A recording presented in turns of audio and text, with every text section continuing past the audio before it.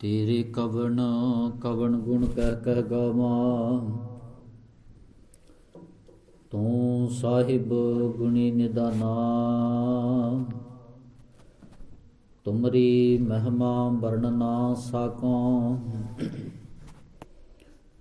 ਤੂੰ ਠਾਕੁਰ ਊਚ ਭਗਵਾਨਾ।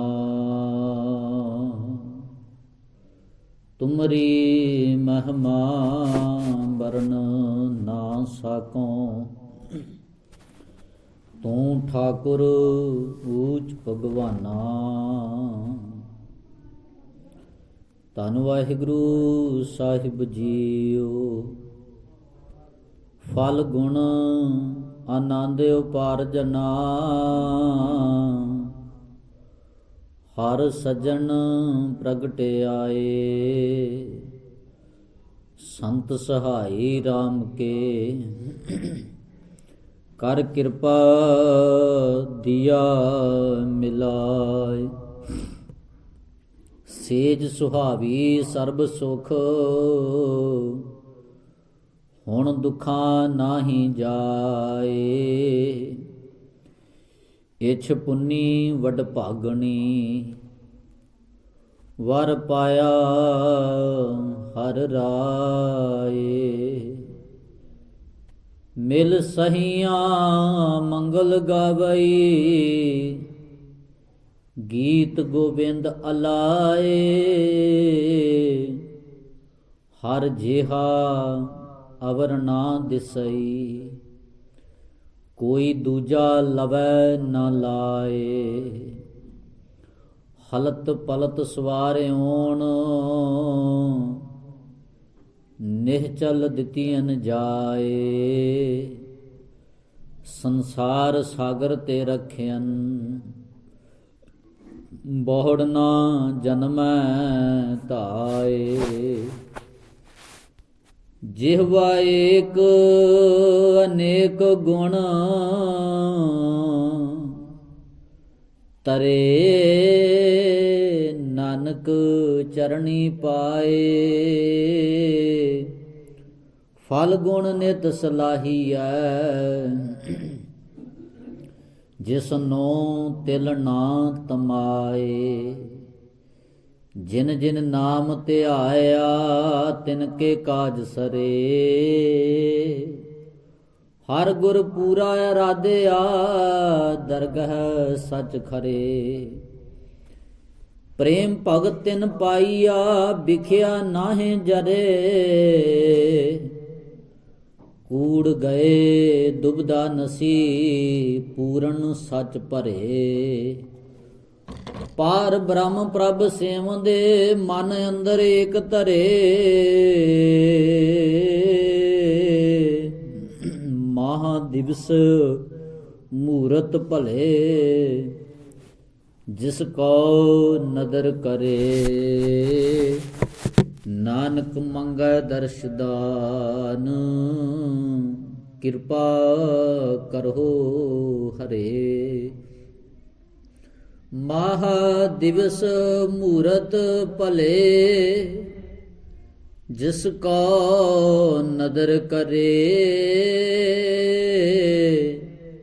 ਨਾਨਕ ਮੰਗੈ ਦਰਸ਼ ਦਾਨ। ਕਿਰਪਾ ਕਰਹੁ ਹਰੇ।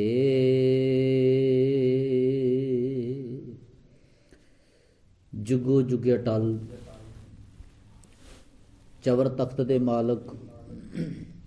ਅੰਮ੍ਰਿਤ ਕੇ ਦਾਤੇ ਸ਼ਬਦ ਗੁਰੂ। ਧੰਨ ਸਤਿਗੁਰੂ ਸ੍ਰੀ ਗੁਰੂ ਗ੍ਰੰਥ ਸਾਹਿਬ ਜੀ ਮਹਾਰਾਜ ਸਾਹਿਬ। ਸਤਿਗੁਰੂ ਜੀ ਦੀ ਪਵਿੱਤਰ ਪਾਵਨ ਗੋਦ ਅੰਦਰ ਜੁੜ ਬੈਠੇ ਸਤਿਕਾਰਯੋਗ ਸਤਸੰਗੀ ਜਨੋ। ਵਡਭਾਗੇ ਹਾਂ ਗੁਰਦੇਵ ਪਾਤਸ਼ਾਹ ਜੀ ਦੀ ਪਵਿੱਤਰ ਗੋਦ ਅੰਦਰ ਬੈਠ ਕਰਕੇ ਸਤਿਗੁਰੂ ਜੀ ਦੀ ਇਲਾਹੀ ਬਾਣੀ ਦੇ ਕੀਰਤਨ ਦੇ ਨਾਲ ਮੇਰੇ ਤੋਂ ਪਹਿਲਾਂ ਆਪ ਜੀ ਸਾਂਝ ਬਣਾਉਣ ਦਾ ਯਤਨ ਕਰ ਰਹੇ ਸੀ। ਆਓ ਜਿੱਥੇ ਆਪ ਜੀ ਨੇ ਸਤਿਗੁਰੂ ਦੀ ਪਵਿੱਤਰ ਗੁਰਬਾਣੀ ਦੇ ਕੀਰਤਨ ਦੇ ਨਾਲ ਸਾਂਝ ਬਣਾਉਣ ਦਾ ਯਤਨ ਕੀਤਾ ਹੈ, ਉਤੇ ਹਜ਼ੂਰ ਪਿਤਾ ਸਤਿਗੁਰੂ ਜੀ ਨੇ ਜੋ ਪਵਿੱਤਰ ਮੁਖਾਰਬਿੰਦ ਤੋਂ ਉਚਾਰਨ ਕੀਤੀ ਪਵਿੱਤਰ ਗੁਰਬਾਣੀ ਹੈ, ਉਸ ਦੇ ਅੰਦਰ ਜੋ ਉਪਦੇਸ਼ ਸਤਿਗੁਰੂ ਜੀ ਨੇ ਬਖਸ਼ਿਸ਼ ਕੀਤਾ ਹੈ, ਕੁਝ ਘੜੀਆਂ ਅਸੀਂ ਸਤਿਗੁਰੂ ਦੀ ਪਵਿੱਤਰ ਮੁਬਾਰਕ ਇਸ ਬਾਣੀ ਨੂੰ ਅਸੀਂ ਸਮਝਣ ਦਾ ਯਤਨ ਕਰਨਾ ਹੈ ਕਿ ਅੱਜ ਜੋ ਦੇਸੀ ਮਹੀਨਿਆਂ ਦਾ 12ਵਾਂ ਮਹੀਨਾ, ਜਿਸ ਨੂੰ ਅਸੀਂ ਆਮ ਬੋਲਚਾਲ ਅੰਦਰ ਫੱਗਣ ਕਹਿੰਦੇ ਹਾਂ, ਪਰ ਸਤਿਗੁਰੂ ਦੀ ਪਵਿੱਤਰ ਗੁਰਬਾਣੀ ਨੇ ਉਸ ਨੂੰ ਫਾਲਗੁਨ ਸ਼ਬਦ ਦੇ ਨਾਲ ਸਾਂਝਾ ਕੀਤਾ ਹੈ, ਜਿਸ ਦੀ ਅੱਜ ਆਰੰਭਤਾ ਹੋਈ ਹੈ। ਦੇਸੀ ਮਹੀਨਿਆਂ ਦਾ ਇਹ 12ਵਾਂ ਮਹੀਨਾ ਹੈ। ਜਿਵੇਂ ਅੰਗਰੇਜ਼ੀ ਕੈਲੰਡਰ ਦੇ ਮੁਤਾਬਕ ਜਨਵਰੀ ਮਹੀਨਾ ਪਹਿਲਾ ਹੈ ਔਰ 12ਵਾਂ ਮਹੀਨਾ ਅਸੀਂ ਦਸੰਬਰ ਦਾ ਮਹੀਨਾ ਕਹਿੰਦੇ ਹਾਂ, ਗਿਣਦੇ ਹਾਂ। ਇਸੇ ਤਰ੍ਹਾਂ ਦੇਸੀ ਮਹੀਨਿਆਂ ਦੇ ਅਨੁਸਾਰ ਚੇਤ ਤੋਂ ਨਵੇਂ ਸਾਲ ਦੀ ਆਰੰਭਤਾ ਹੁੰਦੀ ਹੈ ਔਰ ਅਖੀਰਲਾ ਮਹੀਨਾ ਫੱਗਣ ਦਾ ਹੈ, ਜਿਸ ਨੂੰ ਸਤਿਗੁਰੂ ਦੀ ਬਾਣੀ ਨੇ ਫਾਲਗੁਨ ਆਖਿਆ ਹੈ। ਇੱਥੇ ਜਾ ਕੇ ਇਸ ਦੀ ਸਮਾਪਤੀ ਹੁੰਦੀ ਹੈ। ਪਰ ਅੱਜ ਮਹੀਨੇ ਦਾ ਪ੍ਰਤੀਕ ਵਰਤ ਕੇ, ਨਾਮ ਵਰਤ ਕੇ ਜੋ ਉਪਦੇਸ਼ ਸਤਿਗੁਰੂ ਜੀ ਨੇ ਸਾਡੀ ਝੋਲੀ ਵਿੱਚ ਪਾਇਆ ਹੈ, ਅਸੀਂ ਚੰਦ ਘੜੀਆਂ ਸਤਿਗੁਰੂ ਦੀ ਪਵਿੱਤਰ ਗੋਦ ਵਿੱਚ ਬੈਠ ਕੇ ਉਸ ਉਪਦੇਸ਼ ਨੂੰ, ਇਲਾਹੀ ਬਚਨਾਂ ਨੂੰ ਸਮਝਣ ਦਾ ਯਤਨ ਕਰਨਾ ਹੈ। ਆਓ ਜਿੱਥੇ ਸਰੀਰ ਕਰਕੇ ਸਤਿਗੁਰੂ ਦੀ ਪਵਿੱਤਰ ਗੋਦ ਵਿੱਚ ਜੁੜ ਬੈਠੇ ਹਾਂ, ਉੱਥੇ ਆਪਣੇ ਮਨ ਨੂੰ ਵੀ ਹਾਜ਼ਰ ਕਰਨ ਦਾ ਯਤਨ ਕਰੀਏ, ਕਿਉਂਕਿ ਸਤਿਗੁਰੂ ਨੇ ਗੁਰਬਾਣੀ ਦੇ ਬਚਨ ਸਾਂਝਾ ਕੀਤਾ ਹੈ। ਗੁਰ ਸਭਾ ਏਵ ਨਾ ਪਾਈਐ, ਨਾ ਨੇੜਾ ਨਾ ਦੂਰ, ਨਾਨਕ ਸਤਿਗੁਰੂ ਤਾਂ ਮਿਲੈ, ਜਾ ਮਨ ਰਹਿ ਹਦੂਰ। ਸੰਸਾਰ ਦੇ ਅਦਾਰੇ ਨੇ, ਸੰਸਾਰ ਦੇ ਅੰਦਰ ਸਕੂਲ ਨੇ, ਕਾਲਜ ਨੇ, ਉੱਥੇ ਉਸ ਬੱਚੇ ਦੀ ਗਿਣਤੀ ਕੀਤੀ ਜਾਂਦੀ ਹੈ ਕਿ ਜਿਹੜਾ ਬੱਚਾ ਤਨ ਕਰਕੇ ਹਾਜ਼ਰੀ ਲਵਾਉਂਦਾ ਹੈ। ਜੇ ਤਨ ਕਰਕੇ ਸਰੀਰ ਕਰਕੇ ਨਹੀਂ ਬੈਠਾ ਤੇ ਗੈਰ ਹਾਜ਼ਰ, ਐਬਸੈਂਟ ਮੰਨਿਆ ਜਾਂਦਾ ਹੈ। ਪਰ ਸਤਿਗੁਰੂ ਨੇ ਇਸ ਤੋਂ ਵੀ ਅਗਲੀ ਗੱਲ ਕੀਤੀ ਕਿ ਜੇ ਸਰੀਰ ਹਾਜ਼ਰ ਹੋਵੇ ਪਰ ਮਨ ਹੀ ਗੈਰ ਹਾਜ਼ਰ ਹੋਵੇ, ਮਨ ਹਾਜ਼ਰ ਨਹੀਂ ਹੈ, ਸਰੀਰ ਕਈ ਵਾਰੀ ਗੁਰੂ ਦੀ ਗੋਦ ਵਿੱਚ ਅਸੀਂ ਕਈ ਵਾਰੀ ਆ ਜਾਂਦੇ ਹਾਂ, ਬੈਠ ਜਾਂਦੇ ਹਾਂ, ਪਰ ਮਨ ਗੈਰ ਹਾਜ਼ਰ ਹੁੰਦਾ ਹੈ, ਤਾਂ ਸਤਿਗੁਰ ਇਸ ਹਾਜ਼ਰੀ ਨੂੰ ਵੀ ਪਰਵਾਰ ਨਹੀਂ ਕਰਦੇ ਵੀ ਇਕੱਲਾ ਸਰੀਰ ਬੈਠਾ ਹੈ ਪਰ ਮਨ ਹਾਜ਼ਰ ਨਹੀਂ ਹੈ। ਗੱਲ ਕੀਤੀ ਕਿ ਸੰਸਾਰ ਦੇ ਅਦਾਰਿਆਂ ਅੰਦਰ, ਸਕੂਲਾਂ, ਕਾਲਜਾਂ, ਯੂਨੀਵਰਸਿਟੀਆਂ ਅੰਦਰ ਬੱਚਾ ਪੜ੍ਹਦਾ ਹੈ, ਤਨ ਕਰਕੇ ਹਾਜ਼ਰ ਮੰਨਿਆ ਜਾਂਦਾ ਹੈ, ਮਨ ਭਾਵੇਂ ਉਹਦਾ ਕਿਤੇ ਪਾਸੇ ਭਟਕਦਾ ਹੋਵੇ। ਉਹ ਬਾਅਦ ਦੀ ਗੱਲ ਹੈ ਵੀ ਟੀਚਰ ਕਈ ਵਾਰੀ ਸਵਾਲ ਪੁੱਛਦਾ ਹੈ ਵੀ ਕਹਿੰਦਾ ਵੀ ਤੂੰ ਕਿੱਥੇ ਬੈਠਾ ਹੈ, ਬੈਠਾ ਕਲਾਸ ਵਿੱਚ, ਤੇਰਾ ਧਿਆਨ ਕਿੱਥੇ ਹੈ। ਪਰ ਸਤਿਗੁਰੂ ਇਸ ਗੱਲ ਨੂੰ ਪਹਿਲਾਂ ਹੀ ਕਾਊਂਟ ਕਰਦੇ ਨੇ ਕਿ ਬੰਦਿਆ, ਜੇ ਸਰੀਰ ਕਰਕੇ ਬੈਠਾ ਤੇ ਸਰੀਰ ਦੀ ਹਾਜ਼ਰੀ ਤਾਂ ਪ੍ਰਵਾਨ ਹੈ ਜੇ ਮਨ ਵੀ ਗੁਰੂ ਦੀ ਗੋਦ ਵਿੱਚ ਹਾਜ਼ਰ ਹੈ। ਤਾਂ ਸਤਿਗੁਰ ਨੇ ਬਚਨ ਆਖੇ, ਗੁਰ ਸਭਾ ਏਵ ਨਾ ਪਾਈਏ। ਗੁਰੂ ਦੀ ਨੇੜਤਾ ਇਦਾਂ ਪ੍ਰਾਪਤ ਨਹੀਂ ਹੁੰਦੀ ਵੀ ਨਾ ਨੇੜਾ ਨਾ ਦੂਰ, ਵੀ ਸਰੀਰ ਕਰਕੇ ਬੰਦਾ ਨੇੜੇ ਜਾਂ ਦੂਰ। ਨਾਨਕ ਸਤਿਗੁਰੂ ਤਾਂ ਮਿਲੈ, ਜਾ ਮਨ ਰਹਿ ਹਦੂਰ। ਜੇ ਮਨ ਹਾਜ਼ਰ ਹੈ, ਜੇ ਮਨ ਹਦੂਰੀ ਦੇ ਅੰਦਰ ਹੈ, ਤਾਂ ਜੇ ਮਨ ਦੀ ਹਾਜ਼ਰੀ ਹੈ, ਮਨ ਹਾਜ਼ਰੀ ਨੇ, ਤੇ ਸਤਿਗੁਰ ਕਹਿੰਦੇ ਵੀ ਸਰੀਰ ਦੀ ਹਾਜ਼ਰੀ ਵੀ ਪ੍ਰਵਾਨ ਹੈ। ਪਰ ਗੁਰੂ ਮਿਹਰ ਕਰੇ ਜਿੱਥੇ ਅਸੀਂ ਤਨ ਕਰਕੇ, ਸਰੀਰ ਕਰਕੇ ਗੁਰੂ ਦੀ ਹਜ਼ੂਰੀ ਅੰਦਰ ਦਰ ਤੇ ਹਾਜ਼ਰੀ ਲਵਾ ਰਹੇ ਹਾਂ, ਉੱਥੇ ਮਨ ਨੂੰ ਵੀ ਹਾਜ਼ਰ ਕਰ ਸਕੀਏ, ਮਨ ਨੂੰ ਹਾਜ਼ਰ ਕਰਕੇ ਗੁਰੂ ਦੀ ਬਾਣੀ ਦੇ ਨਾਲ ਅਸੀਂ ਸਾਂਝ ਬਣਾ ਸਕੀਏ। ਆਓ ਜਿੰਨੇ ਸਰੀਰ ਜੁੜ ਬੈਠੇ ਹਾਂ, ਕੁਝ ਕਹਿਣ ਤੋਂ ਪਹਿਲਾਂ ਗੁਰੂ ਮਰਿਆਦਾ ਨੂੰ ਮੁੱਖ ਰੱਖਦਿਆਂ ਫਤਿਹ ਨਾਲ ਸਾਂਝ ਕਰੀਏ ਜੀ। ਇੱਕੋ ਵਾਰੀ ਕਹਿਣ ਤੇ ਸਤਿਗੁਰੂ ਗੁਰੂ ਗ੍ਰੰਥ ਸਾਹਿਬ ਮਹਾਰਾਜ ਜੀ ਨੂੰ ਝੁਕਾਓ ਸੀਸ, ਦਾਸਰੇ ਨੂੰ ਅਸੀਸ ਬਖਸ਼ਿਸ਼ ਕਰਦਿਆਂ ਹੋਇਆਂ ਆਖੋ ਜੀ ਵਾਹਿਗੁਰੂ ਜੀ ਕਾ ਖਾਲਸਾ, ਵਾਹਿਗੁਰੂ ਜੀ ਕੀ ਫਤਿਹ। ਸਤਿਗੁਰੂ ਗੁਰੂ ਅਰਜਨ ਸਾਹਿਬ ਮਹਾਰਾਜ ਜੀ ਨੇ ਜੋ ਆਪਣੀ ਰਸਨਾ ਤੋਂ ਪਵਿੱਤਰ ਬਾਣੀ ਉਚਾਰਨ ਕੀਤੀ ਹੈ, ਜਿਸ ਨੂੰ ਅਸੀਂ 12ਵਾਂ ਕਹਿੰਦੇ ਹਾਂ। ਅੱਗੇ ਵੀ ਬਹੁਤ ਵਾਰੇ ਮੈਂ ਗੱਲ ਸਾਂਝੀ ਕੀਤੀ, 2 12ਵਾਂ ਗੁਰੂ ਗ੍ਰੰਥ ਸਾਹਿਬ ਜੀ ਦੇ ਅੰਦਰ ਸੁਭਾਇਮਾਨ ਨੇ। ਇੱਕ ਗੁਰੂ ਨਾਨਕ ਸਾਹਿਬ ਮਹਾਰਾਜ ਜੀ ਦੀ ਪਵਿੱਤਰ ਰਸਨਾ ਤੋਂ ਉਚਾਰਨ ਕੀਤਾ ਆ, ਜੋ ਤੁਖਾਰੀ ਰਾਗ ਅੰਦਰ ਹੈ, 1107 ਪੰਨੇ ਤੇ, ਜਿਸ ਦੀ ਆਰੰਭਤਾ ਹੁੰਦੀ ਹੈ। ਦੂਸਰਾ ਹੈ ਸਤਿਗੁਰੂ ਗੁਰੂ ਅਰਜਨ ਸਾਹਿਬ ਮਹਾਰਾਜ ਜੀ ਵੱਲੋਂ ਮਾਝ ਰਾਗ ਵਿੱਚ ਉਚਾਰਨ ਕੀਤਾ ਹੈ 12ਵਾਂ। ਇਸ 12ਵਾਂ ਦੇ 14 ਪਦੇ ਨੇ, 14 ਪੌੜੀਆਂ ਕਹਿ ਲਈਏ, 14 ਪਦੇ ਕਹਿ ਲਈਏ। ਇਹਨਾਂ 14 ਪੌੜੀਆਂ ਦੇ ਅੰਦਰ ਸਤਿਗੁਰੂ ਜੀ ਨੇ, ਹੁਣ 12 ਤਾਂ ਮਹੀਨੇ ਨੇ, 12 ਪੌੜੀਆਂ ਤਾਂ ਉਹਨਾਂ 12 ਮਹੀਨਿਆਂ ਦੇ ਨਾਮ ਤੇ ਸਤਿਗੁਰੂ ਨੇ ਉਚਾਰਨ ਕੀਤੀਆਂ। ਪਰ ਸ਼ਬਦ ਇਸ ਸਮੁੱਚੀ ਬਾਣੀ ਦੇ ਆਰੰਭ ਤੇ ਅਖੀਰ ਤੇ ਵੀ ਸਤਿਗੁਰੂ ਨੇ ਇੱਕ ਬਾਣੀ, ਇੱਕ ਮਾਫ ਕਰਨਾ, ਇੱਕ ਪੌੜੀ ਸਤਿਗੁਰੂ ਨੇ ਉਚਾਰਨ ਕੀਤੀ ਹੈ। ਆਰੰਭ ਅੰਦਰ ਵੀ ਔਰ 12 ਮਹੀਨਿਆਂ ਦਾ ਨਾਮ ਵਰਤ ਕੇ ਜੋ ਉਪਦੇਸ਼ ਦੇਣਾ ਸੀ, ਉਸ ਤੋਂ ਬਾਅਦ ਵੀ 14 ਨੰਬਰ ਪੌੜੀ ਜਿਹੜੀ ਸਤਿਗੁਰ ਨੇ ਉਚਾਰਨ ਕੀਤੀ ਹੈ, ਜਿਸ ਦਾ ਕਿ ਪਾਠ ਮੈਂ ਆਪ ਸੰਗਤ ਨਾਲ ਸਾਂਝਾ ਕੀਤਾ। ਅੱਜ 13 ਤੇ 14 ਨੰਬਰ ਪਦੇ ਦੀ ਇਸ ਪੌੜੀ ਦੀ ਮੈਂ ਆਪ ਜੀ ਦੇ ਨਾਲ ਸਾਂਝ ਵਿਚਾਰ ਕਰਨ ਦਾ ਯਤਨ ਕਰਨਾ ਹੈ। 13 ਨੰਬਰ ਤਾਂ ਪੌੜੀ ਹੈ ਫਲਗੁਣ ਆਨੰਦ ਉਪਾਰਜਨ, ਜਿਹੜਾ ਅੱਜ ਮਹੀਨਾ ਆਰੰਭ ਹੁੰਦਾ ਹੈ। ਪਰ ਨਾਲ ਸਤਿਗੁਰ ਜੀ ਨੇ ਇਸ ਬਾਣੀ ਦਾ ਤੱਤ ਨਿਚੋੜ ਕੀ ਹੈ, ਜਿਵੇਂ ਕਹਿ ਲਈਏ ਕਿ ਪਹਿਲੀ ਪੌੜੀ ਅੰਦਰ ਸਤਿਗੁਰ ਨੇ ਸਵਾਲ ਦਿੱਤਾ ਵੀ ਕਿਰਤ ਕਰਮ ਕੇ ਵਿਛੜੇ ਕਰ ਕਿਰਪਾ ਮੇਲੋ ਰਾਮ, ਵੀ ਰੱਬ ਜੀ ਅਸੀਂ ਤੇਰੇ ਤੋਂ ਵਿਛੜੇ ਹਾਂ ਤੇ ਵਿਛੜੇ ਆਪਣੇ ਕਰਮਾਂ ਕਰਕੇ ਹਾਂ, ਵੀ ਇਹ ਨਹੀਂ ਕਿ ਤੂੰ ਸਾਨੂੰ ਵਿਛੋੜਿਆ ਹੈ।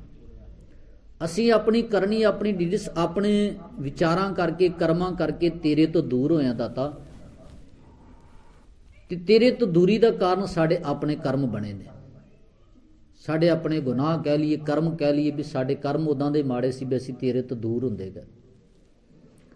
ਔਰ ਜਿੱਥੇ ਇਹ ਆਰੰਭਤਾ ਸਤਿਗੁਰ ਨੇ ਕੀਤੀ ਹੈ, ਇੱਕ ਸਵਾਲ ਕਹਿ ਲਈਏ ਵੀ ਸਾਂਝਾ ਕੀਤਾ ਕਿ ਦਾਤਾ ਸਾਡੇ ਤੇਰੇ ਨਾਲੋਂ ਦੂਰੀ ਦਾ ਕਾਰਨ ਸਾਡੇ ਕਰਮ ਨੇ, ਤੇ ਸਾਡੇ ਜੀਵਨ ਦੀ ਹਾਲਤ ਤੇਰੇ ਨਾਲ ਟੁੱਟਣ ਕਰਕੇ ਭਾਟਨਗਰ ਸੇ ਗ੍ਰਾਮ ਦੀ ਸਤਿਗੁਰ ਨੇ ਬਾਤ ਆਖੀ ਹੈ, ਵੀ ਇਦਾਂ ਦੇ ਬਾਤ ਸਤਿਗੁਰ ਨੇ ਪਹਿਲੀ ਪੌੜੀ ਵਿੱਚ ਸਾਂਝੀ ਕੀਤੀ ਹੈ।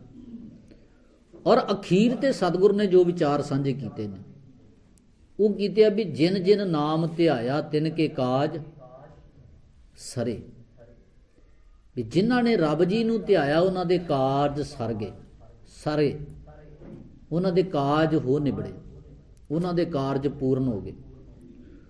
ਹੁਣ ਕਿਉਂਕਿ ਵਿੱਚ ਇਹਨਾਂ ਦੇ 12 ਪਦੇ ਆ, 12 ਪੌੜੀਆਂ, 12 ਮਹੀਨਿਆਂ ਦਾ ਜੋ ਨਾਮ ਵਰਤਿਆ ਹੈ, ਹੁਣ ਕਾਰਜ ਵੀ ਜਿਹੜੇ ਨੇ ਵੀ ਉਹ ਅਸੀਂ ਵਿੱਚੋਂ ਹੀ ਸਮਝਣ ਦਾ ਯਤਨ ਕਰਾਂਗੇ ਤੇ ਤਾਂ ਗੱਲ ਬਣੇਗੀ। ਜੇ ਕਾਰਜ ਦੇ ਅਰਥ ਵੀ ਸਿੱਧੇ ਕੰਮ ਵੀ ਉਹਨਾਂ ਦੇ ਸਫਲੇ ਹੋ ਗਏ, ਵੀ ਉਹ ਬੰਦਾ ਅਸੀਂ ਬਾਹਰੀ ਤੌਰ ਤੇ ਵੀ ਅਰਦਾਸ ਕਰਦੇ ਹਾਂ ਵੀ ਕੋਈ ਵੀ ਕਰਮ ਕਰਦਾ, ਉਹ ਇੱਕ ਸਿੱਖ ਹੋਣ ਦੇ ਨਾਤੇ ਸਾਡਾ ਫਰਜ਼ ਵੀ ਅਸੀਂ ਗੁਰੂ ਅੱਗੇ ਅਰਦਾਸ ਕਰਦੇ ਹਾਂ। ਉਹ ਸੰਸਾਰ ਦੇ ਕੰਮ ਤਾਂ ਚੱਲਦੇ ਨੇ, ਪਰ ਜਿਨ੍ਹਾਂ ਕਾਰਜਾਂ ਦਾ ਜ਼ਿਕਰ ਸਤਿਗੁਰ ਨੇ ਇਸ ਬਾਣੀ ਵਿੱਚ ਕੀਤਾ ਅਖੀਰਲੇ ਪਦੇ ਵਿੱਚ ਵੀ, ਉਹ ਕਾਰਜ ਵੀ ਜੋ ਪਹਿਲਾਂ 13 ਪੌੜੀਆਂ ਨੇ ਉਹਨਾਂ ਨੂੰ ਸਾਹਮਣੇ ਰੱਖ ਕੇ ਅਸੀਂ ਕਾਰਜਾਂ ਦੀ ਗੱਲ ਕਰਾਂਗੇ, ਤੇ ਤਾਂ ਗੁਰੂ ਅਰਜਨ ਸਾਹਿਬ ਮਹਾਰਾਜ ਜੀ ਜੋ ਬਾਣੀ ਉਚਾਰਨ ਕਰ ਰਹੇ ਉਹਨਾਂ ਦਾ ਮਨੋਰਥ ਜੋ ਸਤਿਗੁਰ ਸਾਡੀ ਝੋਲੀ 'ਚ ਉਪਦੇਸ਼ ਪਾਉਣਾ ਚਾਹੁੰਦੇ ਆ ਵੀ ਤਾਂ ਸਾਨੂੰ ਸਮਝ ਪਵੇਗੀ। ਖੈਰ ਮੈਂ ਪਹਿਲਾਂ 13 ਨੰਬਰ ਪੌੜੀ ਦੀ ਜੋ ਵਿਚਾਰ ਹੈ ਮੈਂ ਆਪ ਸੰਗਤ ਨਾਲ ਸਾਂਝੀ ਕਰਾਂ, ਜਿਹੜਾ ਅੱਜ ਮਹੀਨਾ ਆਰੰਭ ਹੁੰਦਾ ਹੈ ਫੱਗਣ ਦਾ। ਸਤਿਗੁਰ ਨੇ ਬਚਨ ਸਾਂਝੇ ਕੀਤੇ, ਕਹਿਣ ਲੱਗੇ ਫਲਗੁਣ ਆਨੰਦ ਉਪਾਰਜਨ, ਹਰ ਸੱਜਣ ਪ੍ਰਗਟੇ ਆਏ, ਸੰਤ ਸਹਾਈ ਰਾਮ ਕੇ ਕਰ ਕਿਰਪਾ ਦੀਆ ਮਿਲਾਏ। ਇਹ ਪਹਿਲੀਆਂ 2 ਪੰਕਤੀਆਂ ਨੇ ਇਸ 13 ਨੰਬਰ ਪੌੜੀ ਦੀਆਂ।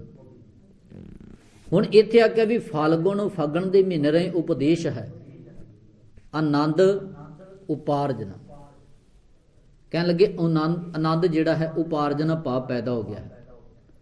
ਤੇ ਅੱਗੇ ਬਚਨ ਆਖੇ ਹਰ ਸੱਜਣ ਪ੍ਰਗਟੇ ਆਏ, ਹਰੀ ਸੱਜਣ ਸੀ ਨਾ ਉਹ ਕਹਿਣ ਲੱਗੇ ਪ੍ਰਗਟ ਹੋ ਕੇ ਆ ਗਿਆ, ਮੈਨੂੰ ਮਿਲ ਪਿਆ ਹੈ।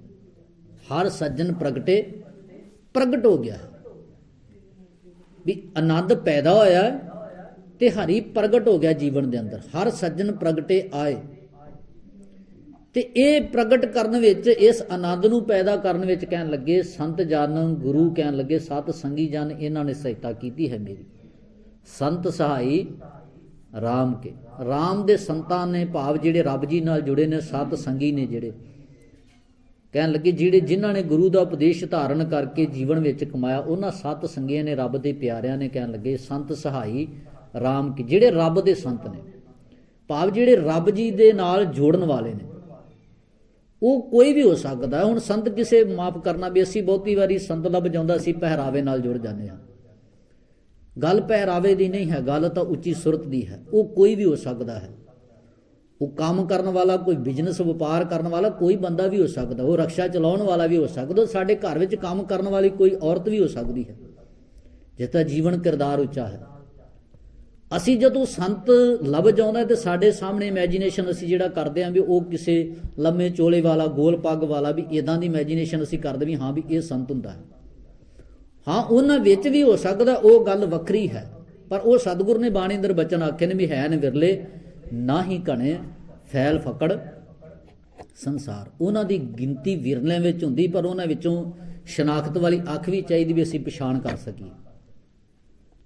ਪਰ ਜਦੋਂ ਸੰਤ ਇੱਥੇ ਸਤਿਗੁਰ ਨੇ ਆਖਿਆ ਵੀ ਸੰਤ ਦਾ ਭਾਵ ਹੈ, ਭਾਵ ਜਿਹੜੇ ਰੱਬ ਜੀ ਦੇ ਨਾਲ ਰਾਮ ਦੇ ਨੇ, ਅਕਾਲ ਪੁਰਖ ਜੀ ਨਾਲ ਜੁੜੇ ਹੋਏ ਨੇ।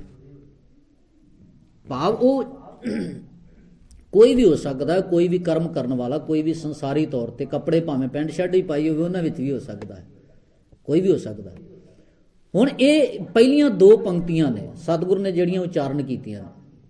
ਹੁਣ ਇਹਨਾਂ ਨੂੰ ਮੁਕਾਬਲੇ ਤੇ ਅਸੀਂ ਰੱਖ ਕੇ, ਜਦੋਂ ਅਸੀਂ ਜਿਵੇਂ ਅਗਲੇ ਮਹੀਨੇ ਚੇਤ ਦਾ ਮਹੀਨਾ ਆਰੰਭ ਹੋਣਾ, ਤੇ ਜਦੋਂ ਚੇਤ ਤੋਂ ਗੱਲ ਤੁਰਦੀ ਹੈ ਨਾ, ਇਦਾਂ ਕਹਿ ਲਈਏ ਵੀ ਜਿਵੇਂ ਪੌੜੀ ਦੀਆਂ ਸੀੜੀਆਂ ਹੁੰਦੀਆਂ ਨੇ, ਪੌੜੀ ਦੇ ਡੰਡੇ ਹੁੰਦੇ ਨੇ, ਇਦਾਂ ਵੀ ਇਹ ਪੌੜੀਆਂ ਵੀ ਵਾਰ-ਵਾਰ ਇਦਾਂ ਹੀ ਨੇ। ਵੀ ਪਹਿਲੀ ਪੌੜੀ ਹੈ ਚੇਤ ਗੋਬਿੰਦ ਅਰਾਧੀਐ ਹੋਵੈ ਆਨੰਦ ਘਣ। ਹੁਣ ਉੱਥੇ ਸਤਿਗੁਰੂ ਗੁਰੂ ਅਰਜਨ ਪਾਤਸ਼ਾਹ ਜੀ ਕਹਿੰਦੇ ਚੇਤ ਦੇ ਮਹੀਨੇ ਰਾਹੀਂ ਉਪਦੇਸ਼ ਹੈ ਵੀ ਜੇ ਰੱਬ ਨੂੰ ਅਰਾਧੇਗਾ, ਇੱਥੇ ਇਦਾਂ ਵੀ ਜਿਵੇਂ ਬੱਚੇ ਨੂੰ ਆਖਿਆ ਬੇਟਾ ਤੂੰ ਪੜ੍ਹੇਗਾ ਤੇ ਤੂੰ ਪਾਸ ਹੋ ਜਾਵੇਂਗਾ, ਤੈਨੂੰ ਕੋਈ ਡਿਗਰੀ ਮਿਲ ਜਾਏਗੀ, ਤੂੰ ਪਾਸ ਹੋ ਜਾਵੇਂਗਾ ਵੀ ਜੇ ਤੂੰ ਪੜ੍ਹਨ ਦਾ ਯਤਨ ਕਰੇਗਾ, ਜੇ ਪੜ੍ਹਾਈ ਕਰੇਗਾ। ਜੇ ਇਦਾਂ ਹੀ ਆ ਵੀ ਜੇ ਖੇਡ ਵਿੱਚ ਕਿਸੇ ਬੱਚੇ ਨੇ ਜਾਣਾ ਤੇ ਅਸੀਂ ਕਹਿੰਦੇ ਵੀ ਜੇ ਐਕਸਰਸਾਈਜ਼ ਕਰੇਗਾ ਵੀ ਇਦਾਂ ਤੇ ਤੈਨੂੰ ਇਹ ਚੀਜ਼, ਇਸ ਮਨੋਰਥ, ਇਸ ਟੀਚੇ ਤੱਕ ਪਹੁੰਚ ਜਾਵੇਗਾ। ਸਤਿਗੁਰੂ ਗੁਰੂ ਅਰਜਨ ਸਾਹਿਬ ਮਹਾਰਾਜ ਕਹਿੰਦੇ ਆ ਵੀ ਚੇਤ ਗੋਬਿੰਦ ਅਰਾਧੀ ਹੈ। ਗੋਬਿੰਦ ਨੂੰ, ਰੱਬ ਨੂੰ ਅਰਾਧੇਗਾ ਤੇ ਸਤਿਗੁਰ ਕਹਿੰਦੇ ਹੋ ਜਾਵੇਗਾ ਆਨੰਦ ਘਣਾ। ਘਣਾ ਆਨੰਦ, ਘਣਾ ਦਾ ਅਰਥ ਵੀ ਜਿਵੇਂ ਘਣਾ ਮੋਈ ਅਸੀਂ ਕਹਿੰਦੇ ਹਾਂ ਵੀ ਫਲਾਣੇ ਦੇ ਘਰ ਘਣਾ ਮੋਈ ਪਦਾਰਥ ਨੇ, ਬਹੁਤ ਜ਼ਿਆਦਾ ਆਨੰਦ ਘਣਾ ਹੋ ਜਾਵੇਗਾ, ਬਹੁਤ ਜ਼ਿਆਦਾ ਆਨੰਦ ਹੋ ਜਾਵੇਗਾ। ਗੱਲ ਵੀ ਜੇ ਅਰਾਧੇਗਾ ਵੀ ਚੇਤ ਗੋਬਿੰਦ ਅਰਾਧੀਆ ਹੋਵੇ ਆਨੰਦ ਘਣਾ, ਸੰਤ ਜਨਾ ਮਿਲ ਪਾਈਐ ਰਸਨਾ ਨਾਮ ਪਣ। ਉਹੀ ਦੋ ਪੰਕਤੀਆਂ ਜਿਹੜੀਆਂ ਆਰੰਭ ਵਿੱਚ ਸਤਿਗੁਰ ਨੇ ਪਹਿਲੇ ਮਹੀਨੇ ਵਿੱਚ ਬਿਆਨ ਕੀਤੀਆਂ ਨੇ, ਸੇਮ ਕੁਝ ਰਲਦੀਆਂ ਮਿਲਦੀਆਂ ਪੰਕਤੀਆਂ ਸਤਿਗੁਰ ਨੇ ਅਖੀਰਲੇ ਮਹੀਨੇ ਤੇ ਜਾ ਕੇ ਸਾਂਝੀਆਂ ਕੀਤੀਆਂ। ਫੱਗਣ ਦੀ ਜਦੋਂ ਫਾਲਗੁਣ ਦੀ ਗੱਲ ਕੀਤੀ ਇਸ ਮਹੀਨੇ ਦੀ, ਤੇ ਸਤਿਗੁਰ ਕਹਿੰਦੇ ਵੀ ਪਹਿਲੇ ਮਹੀਨੇ ਵਿੱਚ ਸੀ ਅਰਾਧੇਗਾ ਤੇ ਆਨੰਦ ਹੋਵੇਗਾ। ਇੱਥੇ ਆਖਿਆ ਵੀ ਜਿਵੇਂ ਜਿਵੇਂ ਅਰਾਧਦਾ ਗਿਆ ਤੇ ਸਾਹਿਬ ਗੁਰੂ ਅਰਜਨ ਸਾਹਿਬ ਮਹਾਰਾਜ ਕਹਿਣ ਲੱਗੇ ਫਾਲਗੁਣ ਆਨੰਦ ਉਪਾਰਜਨ ਪੈਦਾ ਹੋ ਗਿਆ। ਪਹਿਲੇ ਮਹੀਨੇ ਸੀ ਵੀ ਅਰਾਧੇਗਾ ਤੇ ਆਨੰਦ ਹੋਵੇਗਾ, ਤੇ ਇਸ 12ਵੇਂ ਮਹੀਨੇ 'ਚ ਸਤਿਗੁਰੂ ਜੀ ਕਹਿੰਦੇ ਆ ਜਿਵੇਂ ਜਿਵੇਂ ਅਰਾਧਦਾ ਗਿਆ, ਰੱਬ ਜੀ ਨੂੰ ਯਾਦ ਕਰਦਾ ਗਿਆ, ਕਹਿਣ ਲੱਗੇ ਆਨੰਦ ਜੀਵਨ ਵਿੱਚ ਪੈਦਾ ਹੋ ਗਿਆ, ਆਨੰਦ ਪੈਦਾ ਹੋ ਗਿਆ। ਪਹਿਲਾ ਸੀ ਚੇਤ ਗੋਬਿੰਦ ਅਰਾਧੀਆ ਹੋਵੇ ਆਨੰਦ ਘਣਾ, ਸੰਤ ਜਨਾ ਮਿਲ ਪਾਈਐ ਰਸਨਾ ਨਾਮ ਭਣਾ। ਅਖੀਰਲੀ ਪੌੜੀ ਵਿੱਚ ਸਤਿਗੁਰੂ ਜੀ ਨੇ ਇਸ 12ਵੇਂ ਮਹੀਨੇ ਦੀ ਸਤਿਗੁਰੂ ਨੇ ਬਚਨ ਸਾਂਝੇ ਕੀਤੇ, ਫਾਲਗੁਣ ਆਨੰਦ ਉਪਾਰਜਨ, ਆਨੰਦ ਪੈਦਾ ਹੋ ਗਿਆ। ਵੈਸੇ ਡਿਕਸ਼ਨਰੀਆਂ ਦੇ ਅੰਦਰ ਜਿਵੇਂ ਅਸੀਂ ਪੜ੍ਹਦੇ ਹਾਂ, ਸੁੱਖ ਦਾ ਵਿਰੋਧੀ ਸ਼ਬਦ ਦੁੱਖ ਹੈ, ਫੁੱਲ ਦਾ ਕੰਡਾ ਹੈ, ਵੀ ਇਦਾਂ ਵੀ ਜਿੱਤ ਦਾ ਹਾਰ, ਇਦਾਂ ਵਿਰੋਧੀ ਸ਼ਬਦ ਇੱਕ ਦੂਜੇ ਦੇ ਆਪੋਜ਼ਿਟ ਸ਼ਬਦ ਹੁੰਦੇ ਨੇ। ਪਰ ਆਨੰਦ ਸ਼ਬਦ ਦਾ ਕੋਈ ਵੀ ਵਿਰੋਧੀ ਸ਼ਬਦ ਨਹੀਂ ਹੈ। ਆਨੰਦ ਆਨੰਦ ਹੀ ਹੈ, ਕੇਵਲ ਆਨੰਦ, ਕੇਵਲ ਆਨੰਦ ਹੀ ਹੈ। ਆਨੰਦ ਦਾ ਕੋਈ ਵਿਰੋਧੀ ਸ਼ਬਦ ਨਹੀਂ ਹੈ। ਤਾਂ ਹੀ ਸਤਿਗੁਰ ਨੇ ਬਾਣੀ ਵਿੱਚ ਇਹ ਬਚਨ ਆਖਿਆ, ਜਦੋਂ ਅਸੀਂ ਗੁਰੂ ਨੂੰ ਮਿਲਦੇ ਹਾਂ ਤੇ ਆਨੰਦ ਬਾਣੀ ਸਮੁੱਚੀ ਸਾਡੇ ਜੀਵਨ 40 ਪੌੜੀਆਂ ਨੇ ਗੁਰੂ ਅਮਰਦਾਸ ਮਹਾਰਾਜ ਜੀ ਵੱਲੋਂ ਉਚਾਰਨ ਕੀਤੀਆਂ, ਤੇ ਉਹਨਾਂ ਅੰਦਰ ਸਤਿਗੁਰ ਕਹਿੰਦੇ ਕਿਵੇਂ ਜੀਵਨ ਆਨੰਦਮਈ ਬਣ ਸਕਦਾ ਹੈ।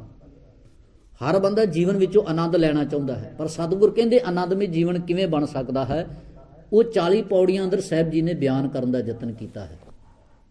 ਵੀ ਅਸੀਂ ਇੱਕ ਪੌੜੀ ਨੂੰ ਦੂਜੀ ਨਾਲ ਮਿਲਾ ਕੇ ਜਿਵੇਂ ਜਿਵੇਂ ਪੜ੍ਹਨ ਦਾ ਯਤਨ ਕਰਾਂਗੇ, ਤਾਂ ਉਹ ਸਾਰੀਆਂ ਪੌੜੀਆਂ ਵਿੱਚ ਜਿਵੇਂ ਸ਼ੁਰੂ ਵਿੱਚ ਉੱਥੇ ਵੀ ਤੁਸੀਂ ਦੇਖਣਾ ਕਿੰਨੀ ਆਪਸ ਵਿੱਚ ਸਾਂਝ ਹੈ, ਵੀ ਆਪਸ ਵਿੱਚ ਇੱਕ ਦੂਜੇ ਨਾਲ ਪੌੜੀਆਂ ਦੀ। ਆਨੰਦ ਭਇਆ ਮੇਰੀ ਮਾਏ ਸਤਿਗੁਰੂ ਮੈਂ ਪਾਇਆ, ਵੀ ਆਨੰਦ ਉਦੋਂ ਹੈ ਵੀ ਜਦੋਂ ਮੈਂ ਸਤਿਗੁਰ ਨੂੰ ਪਾਇਆ ਹੈ।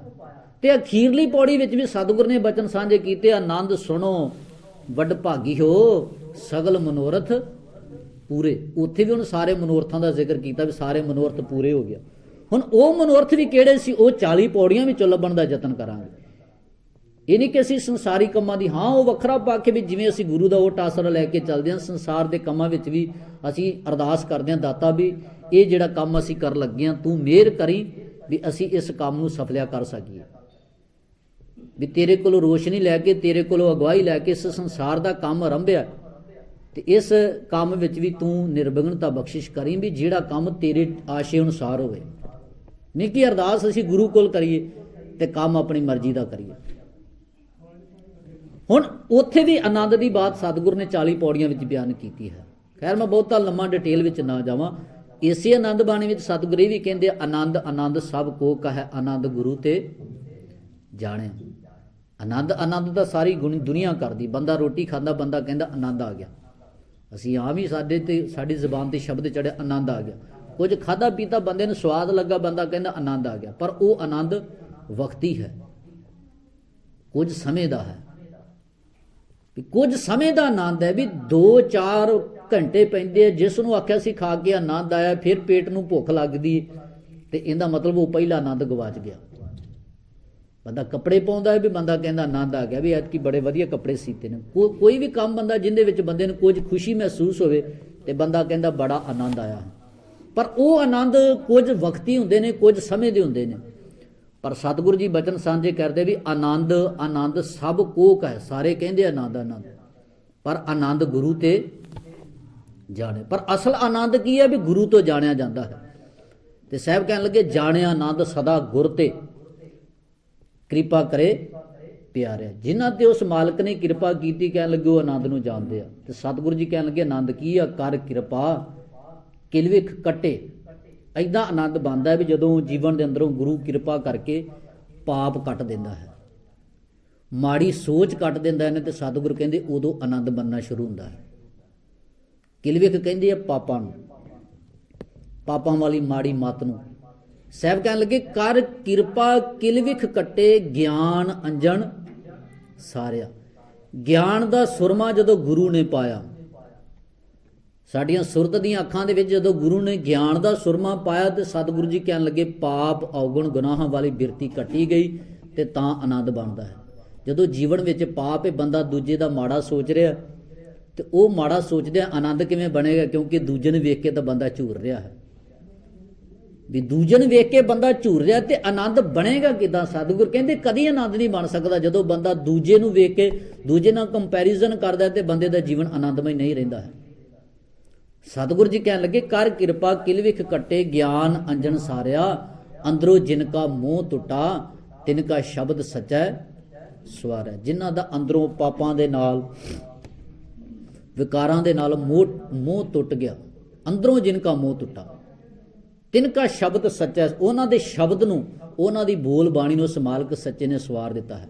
ਕਹੇ ਨਾਨਕ ਇਹ ਆਨੰਦ ਹੈ। ਇਹ ਆਨੰਦ ਸਤਿਗੁਰੂ ਜੀ ਕਹਿਣ ਲੱਗੇ ਵੀ ਜਦੋਂ ਪਾਪ ਵਾਲੀ ਸੁਰਤ ਕੱਟੀ ਗਈ, ਅੰਦਰੋਂ ਮੋਹ ਟੁੱਟ ਗਿਆ ਵਿਸ਼ੇ ਵਿਕਾਰ ਔਗਣਾਂ ਦੇ ਨਾਲੋਂ, ਸਤਿਗੁਰੂ ਜੀ ਕਹਿਣ ਲੱਗੇ ਜਿਨ੍ਹਾਂ ਦੇ ਬੋਲ ਉਸ ਮਾਲਕ ਸੱਚੇ ਨੇ ਸਵਾਰ ਦਿੱਤੇ ਆ।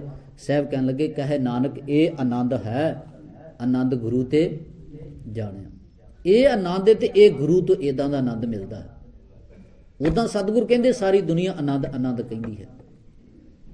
ਸਮਾਂ ਹੈ ਬਾਬਾ ਬੰਦਾ ਸਿੰਘ ਬਹਾਦਰ ਦੀ ਜਦੋਂ ਗ੍ਰਿਫਤਾਰੀ ਹੁੰਦੀ ਹੈ, ਤੇ ਉਸ ਗ੍ਰਿਫਤਾਰੀ ਦੇ ਕਾਲ ਦੇ ਦੌਰਾਨ, ਸਮੇਂ ਦੇ ਦੌਰਾਨ, ਜਦੋਂ ਗੁਰਦਾਸ ਨੰਗਲ ਦੀ ਗੜੀ ਦੇ ਵਿੱਚੋਂ ਬਾਬਾ ਬੰਦਾ ਸਿੰਘ ਬਹਾਦਰ ਨੂੰ ਉਹਦੇ 40 ਸਾਥੀਆਂ ਦੇ ਸਮੇਤ ਫੜਿਆ ਜਾਂਦਾ ਹੈ, ਤੇ ਆਲੇ ਦੁਆਲੇ ਦੇ, ਕਿਉਂਕਿ ਤਿੰਨ ਉਸ ਵੇਲੇ ਦੇ ਜਿਹੜੇ ਮੁਗਲੀਆ ਸਲਤਨਤ ਦੇ ਜਿਹੜੇ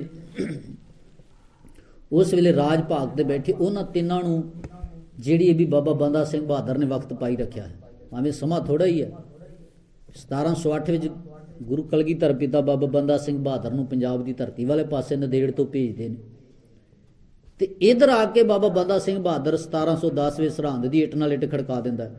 ਉਸ ਵੇਲੇ ਬਾਬਾ ਬੰਦਾ ਸਿੰਘ ਬਹਾਦਰ ਸਿੱਖ ਰਾਜ ਦਾ ਝੰਡਾ ਜਿਹੜਾ ਧੁਆਜੇ ਉਹ ਲਹਿਰਾਉਂਦਾ ਹੈ, ਔਰ ਉੱਥੇ ਆਪਣੇ ਕਹਿ ਲਈਏ ਵੀ ਗੁਰੂ ਸਾਹਿਬਾਨਾਂ ਦੇ ਨਾਮ ਤੇ ਸਿੱਕਾ ਵੀ ਜਾਰੀ, ਮੋਹਰਾਂ ਵੀ ਜਾਰੀ ਕਰਦਾ, ਦੇਗੋ ਤੇਗੋ ਨੁਸਰਤ ਬੇਦ ਰੰਗ ਜਾਫਤ ਅੱਜ ਨਾਨਕ ਗੁਰੂ ਗੋਬਿੰਦ ਸਿੰਘ। ਖੈਰ ਵੀ ਜਦੋਂ ਇਧਰਲੇ ਪਾਸੇ 1715-16 ਦਾ ਵਕਤ ਆਉਂਦਾ ਹੈ, ਬਾਬਾ ਬੰਦਾ ਸਿੰਘ ਬਹਾਦਰ ਗੁਰਦਾਸ ਨੰਗਲ ਦੀ ਗੜੀ ਹੈ, ਉੱਥੇ ਫੜਿਆ ਜਾਂਦਾ ਹੈ। ਉਸ ਫੜੇ ਦੇ ਦੌਰਾਨ 40 ਸਾਥੀ ਨੇ ਨਾਲ ਬਾਬਾ ਬੰਦਾ ਸਿੰਘ ਬਹਾਦਰ ਦੇ। 6-7 ਮਹੀਨੇ ਦਾ ਗੁਰਦਾਸ ਨੰਗਲ ਦੀ ਗੜੀ ਨੂੰ ਘੇਰਾ ਪੈਂਦਾ। ਵੈਸੇ 2-3 ਗੜੀਆਂ ਨੇ ਸਾਡੇ ਇਤਿਹਾਸ ਅੰਦਰ, ਸਾਨੂੰ ਤਵਾਰੀਖ ਦੇ ਅੰਦਰ ਇਹਨਾਂ ਬੋਲਾਂ ਨੂੰ ਜ਼ਰੂਰ ਚੇਤੇ ਰੱਖਣਾ ਚਾਹੀਦਾ। ਗੁਰਦਾਸ ਨੰਗਲ ਦੀ ਗੜੀ ਹੈ, ਪਹਿਲੀ ਗੜੀ ਹੈ ਚਮਕੌਰ ਦੀ ਗੜੀ, ਜਿਸ ਬਾਬਤ ਅਸੀਂ ਸਾਰੇ ਜਾਣਦੇ, ਜਿੱਥੇ ਵੱਡੇ ਸਾਹਿਬਜ਼ਾਦੇ ਬਾਬਾ ਅਜੀਤ ਸਿੰਘ, ਬਾਬਾ ਜੁਝਾਰ ਸਿੰਘ ਜੀ ਨਾਲ ਹੋਰ 38 ਕੁ ਦੇ ਹਿਸਾਬ ਦੇ ਨਾਲ ਸਿੱਖ ਸ਼ਹੀਦ ਹੁੰਦੇ ਆ। ਚਮਕੌਰ ਦੀ ਗੜੀ। ਦੂਜੀ ਗੜੀ ਦਾ ਅਸੀਂ ਜ਼ਿਕਰ ਕਰਦੇ ਹਾਂ ਜਿਹੜੀ ਬਾਬਾ ਬੰਦਾ ਸਿੰਘ ਬਹਾਦਰ ਦੇ ਨਾਲ ਸੰਬੰਧਿਤ, ਜਿਸ ਦਾ ਜ਼ਿਕਰ ਮੈਂ ਆਪ ਸੰਗਤ ਨਾਲ ਸਾਂਝਾ ਕਰ ਰਿਹਾ ਹਾਂ, ਗੁਰਦਾਸ ਨੰਗਲ ਦੀ ਗੜੀ ਹੈ। ਤੀਜੀ ਗੜੀ ਹੈ ਸਾਰਾ ਗੜੀ। ਸਾਰਾ ਗੜੀ ਜੋ ਅੰਗਰੇਜ਼ ਹਕੂਮਤ ਦੇ ਸਮੇਂ ਵਿੱਚ ਜਦੋਂ ਉੱਥੇ 21 ਗਿਣਤੀ ਦੇ ਸਿੱਖ ਨੇ ਤੇ ਉਹ ਅਫਗਾਨੀ ਫੌਜਾਂ ਦਾ ਜਿਹੜਾ ਮੁਕਾਬਲਾ ਕਰਦੇ ਨੇ ਹਜ਼ਾਰਾਂ ਦੇ ਹਿਸਾਬ ਨਾਲ ਸਾਹਮਣੇ ਫੌਜਾਂ ਵੀ ਜਿਸ ਇਤਿਹਾਸ ਨੂੰ ਅੱਜ ਵੀ ਫੋਰਨ ਕੰਟਰੀਆਂ ਅੰਦਰ ਉਹਨਾਂ ਦੇ ਸਕੂਲਾਂ ਵਿੱਚ ਪੜ੍ਹਾਇਆ ਜਾਂਦਾ ਹੈ ਵੀ ਕਿਸ ਤਰ੍ਹਾਂ ਵੀ ਉਹ ਸੂਰਮੇ ਸਿੱਖ ਸਿੱਧਕੀ ਸਿੱਖ ਲੜੇ ਤੇ ਆਪਣਾ ਆਪਾ ਤੱਕ ਵਾਰ ਦਿੱਤਾ ਉਹਨਾਂ ਨੇ ਉਹ ਸਾਰਾ ਗੜੀ ਵਿੱਚ ਰਹਿੰਦਿਆਂ ਪਰ ਉਹਨਾਂ ਅਫਗਾਨੀਆਂ ਨੂੰ ਅੱਗੇ ਪੈਰ ਨਾ ਪਾਉਣ ਦਿੱਤਾ ਭਾਵੇਂ ਕਿ ਇਹ ਗੱਲਾਂ ਅੰਗਰੇਜ਼ ਹਕੂਮਤ ਦੇ ਦੌਰਾਨ ਦੀਆਂ ਨੇ ਜਦੋਂ ਅੰਗਰੇਜ਼ਾਂ ਦਾ ਰਾਜ ਖੈਰ ਵੀ ਇਹ ਤਿੰਨ ਜਿਹੜੀਆਂ ਗੜੀਆਂ ਨੇ ਸਾਡੇ ਇਤਿਹਾਸ ਅੰਦਰ ਤਵਾਰੀਖ ਅੰਦਰ ਵਿਦਤ ਨੇ ਸਾਨੂੰ ਇਹਨਾਂ ਬਾਬਤ ਵੀ ਆਪਣੇ ਬੱਚਿਆਂ ਨੂੰ ਜ਼ਰੂਰ ਕਿਤੇ ਨਾ ਕਿਤੇ ਗਾਹੇ ਬਗਾਹੇ ਦੱਸਦੇ ਰਹਿਣਾ ਚਾਹੀਦਾ ਹੈ।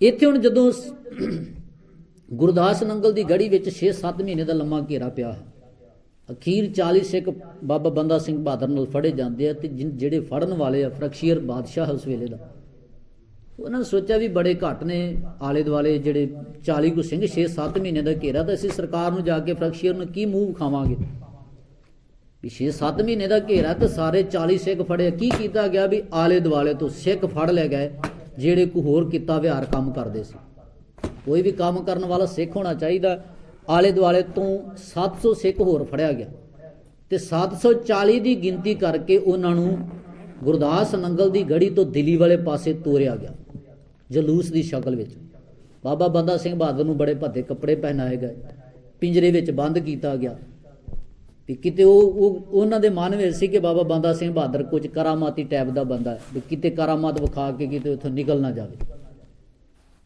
ਪਰ ਕਰਾਮਾਤ ਤਾਂ ਅੱਗੇ ਹੋਣੀ ਹੈ ਵੀ ਜਦੋਂ ਬਾਬਾ ਬੰਦਾ ਸਿੰਘ ਬਹਾਦਰ ਦੇ ਮੂੰਹ ਦੇ ਵਿੱਚ ਕੁਝ ਮਹੀਨਿਆਂ ਤੋਂ ਬਾਅਦ ਕੁਝ ਸਮੇਂ ਤੋਂ ਬਾਅਦ ਬਾਬਾ ਬੰਦਾ ਸਿੰਘ ਬਹਾਦਰ ਦੇ ਮੂੰਹ ਵਿੱਚ ਕੁਝ ਪਾਇਆ ਗਿਆ ਹੈ ਤਾਂ ਉਹ ਕੀ ਹੈ ਪੁੱਤਰ ਦਾ ਕਲੇਜਾ ਕੱਢ ਕੇ ਪਾਇਆ ਜਾਂਦਾ ਹੈ ਐਡੀ ਵੱਡੀ ਕਰਾਮਾਤ ਹੈ ਵੀ ਇਹ ਕਰਾਮਾਤ ਹੈ ਵੀ ਇੱਕ ਉਹ ਇਨਸਾਨ ਜਿਹੜਾ ਕਿਸੇ ਵੇਲੇ ਰਾਜਪੂਤਾਂ ਦਾ ਬੱਚਾ ਸੀ ਤੇ ਹਿਰਨੀ ਨੂੰ ਸਾਹਮਣੇ ਸ਼ਿਕਾਰ ਖੇਡਣ ਜਾਂਦਾ ਰਾਜਪੂਤਾਂ ਦਾ ਬੱਚਾ ਤੇ ਸਾਹਮਣੇ ਹਿਰਨੀ ਨੂੰ ਤੀਰ ਮਾਰਦਾ ਤੇ ਹਿਰਨੀ ਉਹਦੀਆਂ ਅੱਖਾਂ ਦੇ ਸਾਹਮਣੇ ਤੜਫਦੀ ਤੇ ਜਦੋਂ ਉਹਨੂੰ ਪਤਾ ਲੱਗਦਾ ਵੀ ਹਿਰਨੀ ਤਾਂ ਜਿਹੜੀ ਸੀ ਗਰਭਵਤੀ ਸੀ ਵੀ ਇਹਨੂੰ ਬੱਚੇ ਹੋਣ ਵਾਲੇ ਸੀ ਤੇ ਉਹਦੀਆਂ ਅੱਖਾਂ ਦੇ ਸਾਹਮਣੇ ਹਿਰਨੀ ਤੋਂ ਦੇ ਬੱਚੇ ਤੜਫਦੇ ਮਰਦੇ ਨੇ ਉਹ ਉੱਥੇ ਕਮਾਨ ਤੇ ਸਭ ਤੀਰ ਸਭ ਸੁੱਟ ਦਿੰਦਾ ਤੇ ਐਡਾ ਵੱਡਾ ਪਾਪ ਗੁਨਾਹ ਹੋ ਗਿਆ ਪਰ ਉਹੀ ਬੰਦਾ ਸਿੰਘ ਬਹਾਦਰ ਉਹਦੀਆਂ ਅੱਖਾਂ ਦੇ ਸਾਹਮਣੇ ਪੁੱਤਰ ਲਟਾਇਆ ਗਿਆ ਤੇ ਉਹਦੇ ਪੁੱਤਰ ਦੇ ਹੱਥਾਂ ਤੇ ਪੈਰਾਂ ਨੂੰ ਫੜਿਆ ਗਿਆ ਤੇ ਕਲੇਜਾ ਕੱਢ ਕੇ ਬਾਬਾ ਬੰਦਾ ਸਿੰਘ ਬਹਾਦਰ ਦੇ ਮੂੰਹ ਵਿੱਚ ਤੁੰਨਿਆ ਗਿਆ ਹੈ ਇਸ ਚੀਜ਼ ਦਾ ਇੱਕ ਬਹੁਤ ਵੱਡਾ ਪੱਖ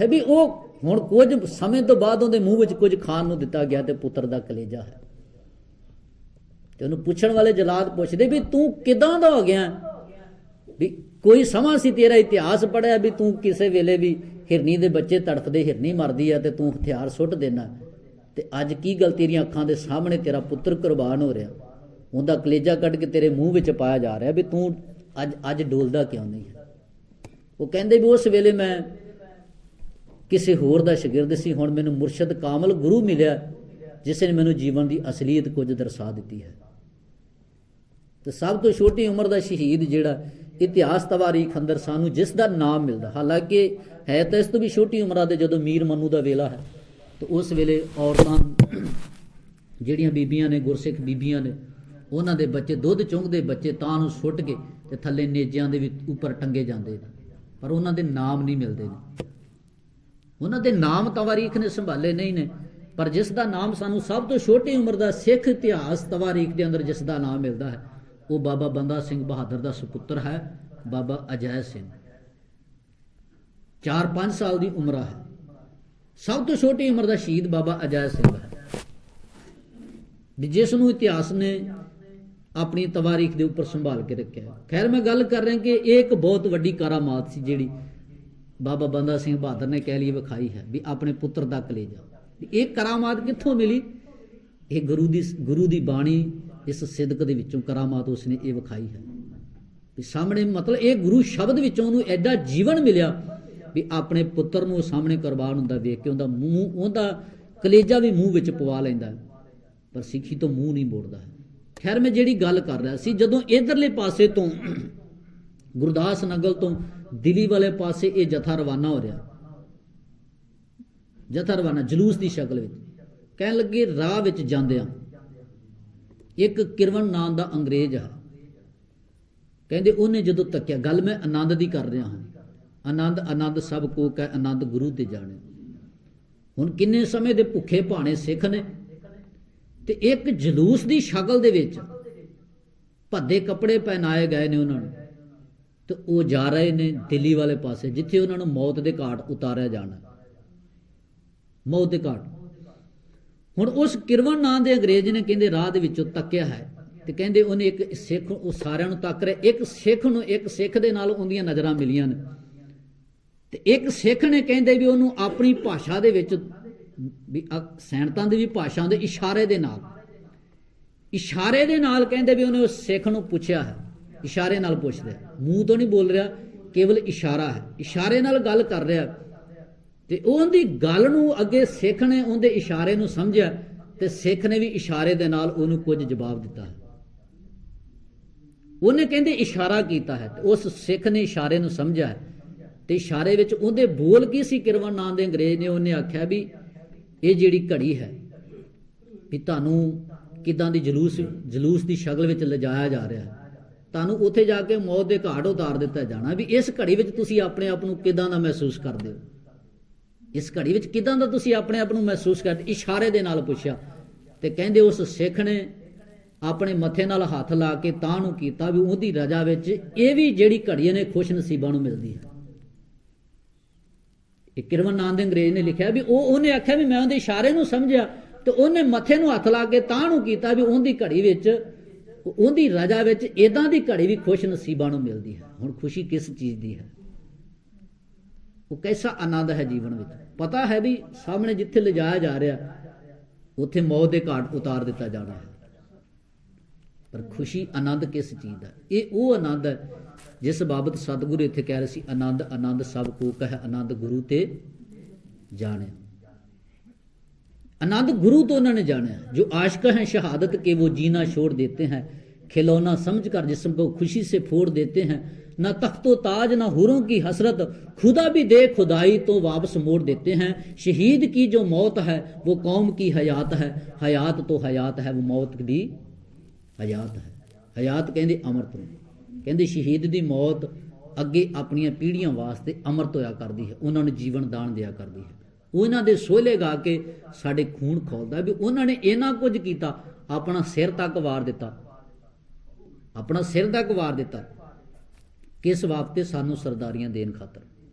ते अज असीं उन्हां दे रस्ते ते चल सकीए ताकि साडा जीवन भी आनंदमई हो सके। उन्होंने अपना आपा कुर्बान तक तो कर दिता, पर जो जीवन का आनंद सी ना उसनूं जीवन विचों गुआचन नहीं दिता।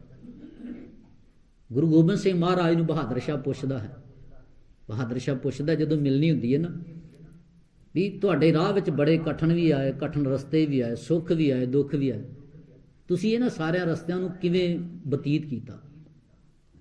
उत्थे कुछ बोल सी लिखारी ने लिखे सी कि मैं बुलंदी से गुजरा, मैं पश्ती से गुजरा, जहां से भी गुजरा बड़ी मस्ती से गुजरा।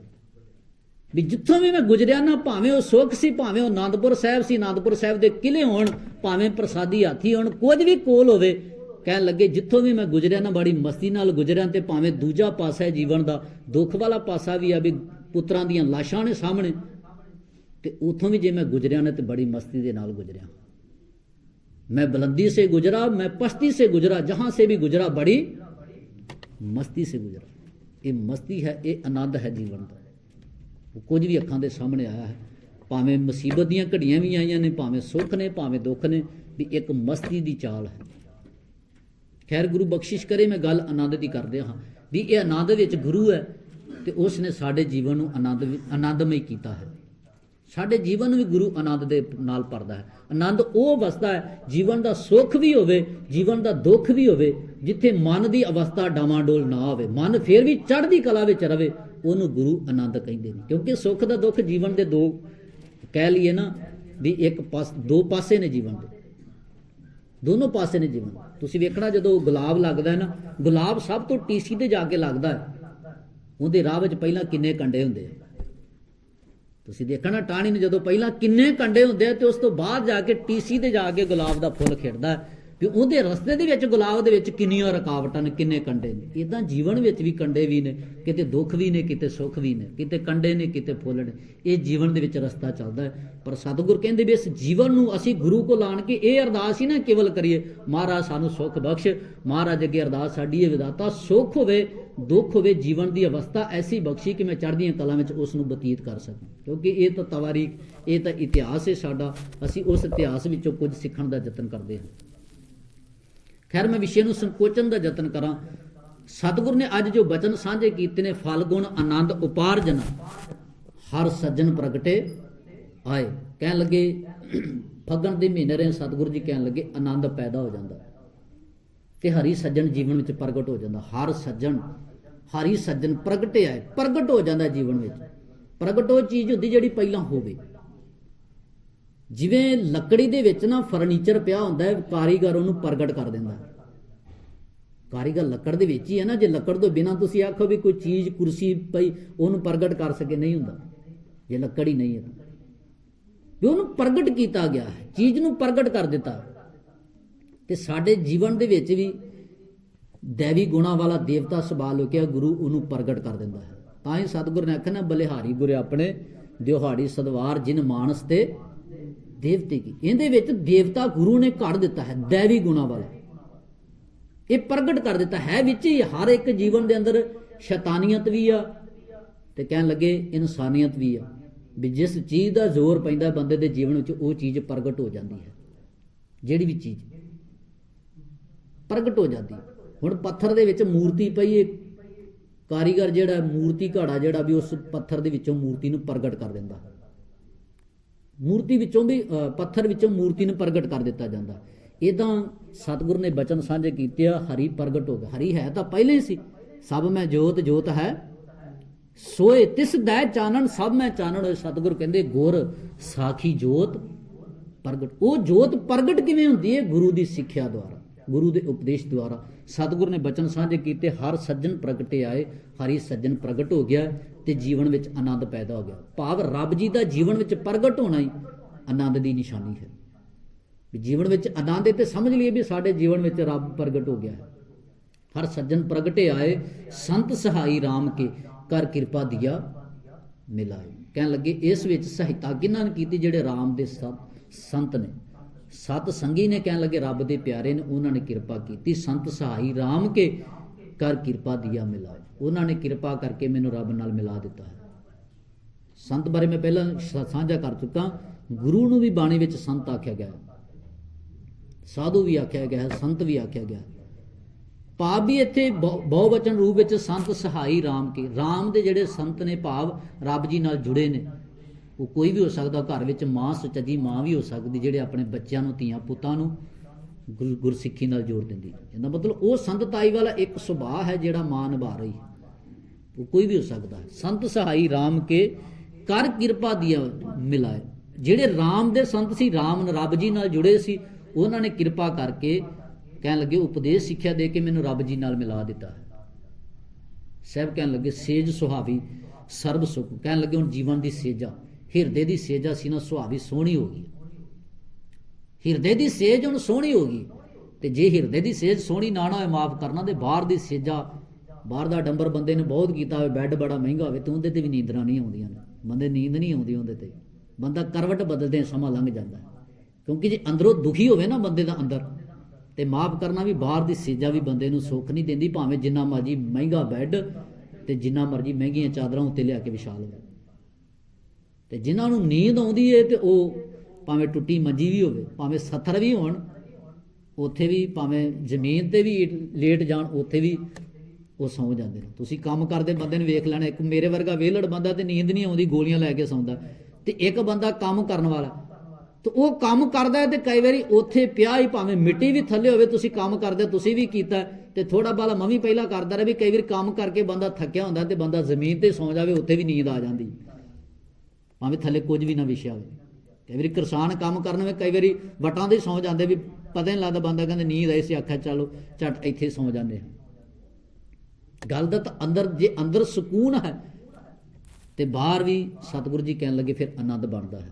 ਸਾਹਿਬ ਕਹਿਣ ਲੱਗੇ ਹੁਣ ਹਿਰਦੇ ਦੀ ਸੇਜਾ ਸੋਹਣੀ ਕਿ ਸੇਜ ਸੁਹਾਵੀ ਸਰਬ ਸੁਖ ਹੁਣ ਦੁੱਖਾ ਨਾ ਹੀ ਜਾਏ। ਹੁਣ ਦੁੱਖਾਂ ਵਾਸਤੇ ਕੋਈ ਥਾਂ ਹੀ ਨਹੀਂ ਹੈ, ਜਾਏ ਦਾ ਅਰਥ ਥਾਂ ਹੈ। ਸਾਹਿਬ ਕਹਿਣ ਲੱਗੇ ਇਛ ਪੁੰਨੀ ਵਡ ਭਾਗਣੀ ਵਰ ਪਾਇਆ ਹਰ ਰਾਏ।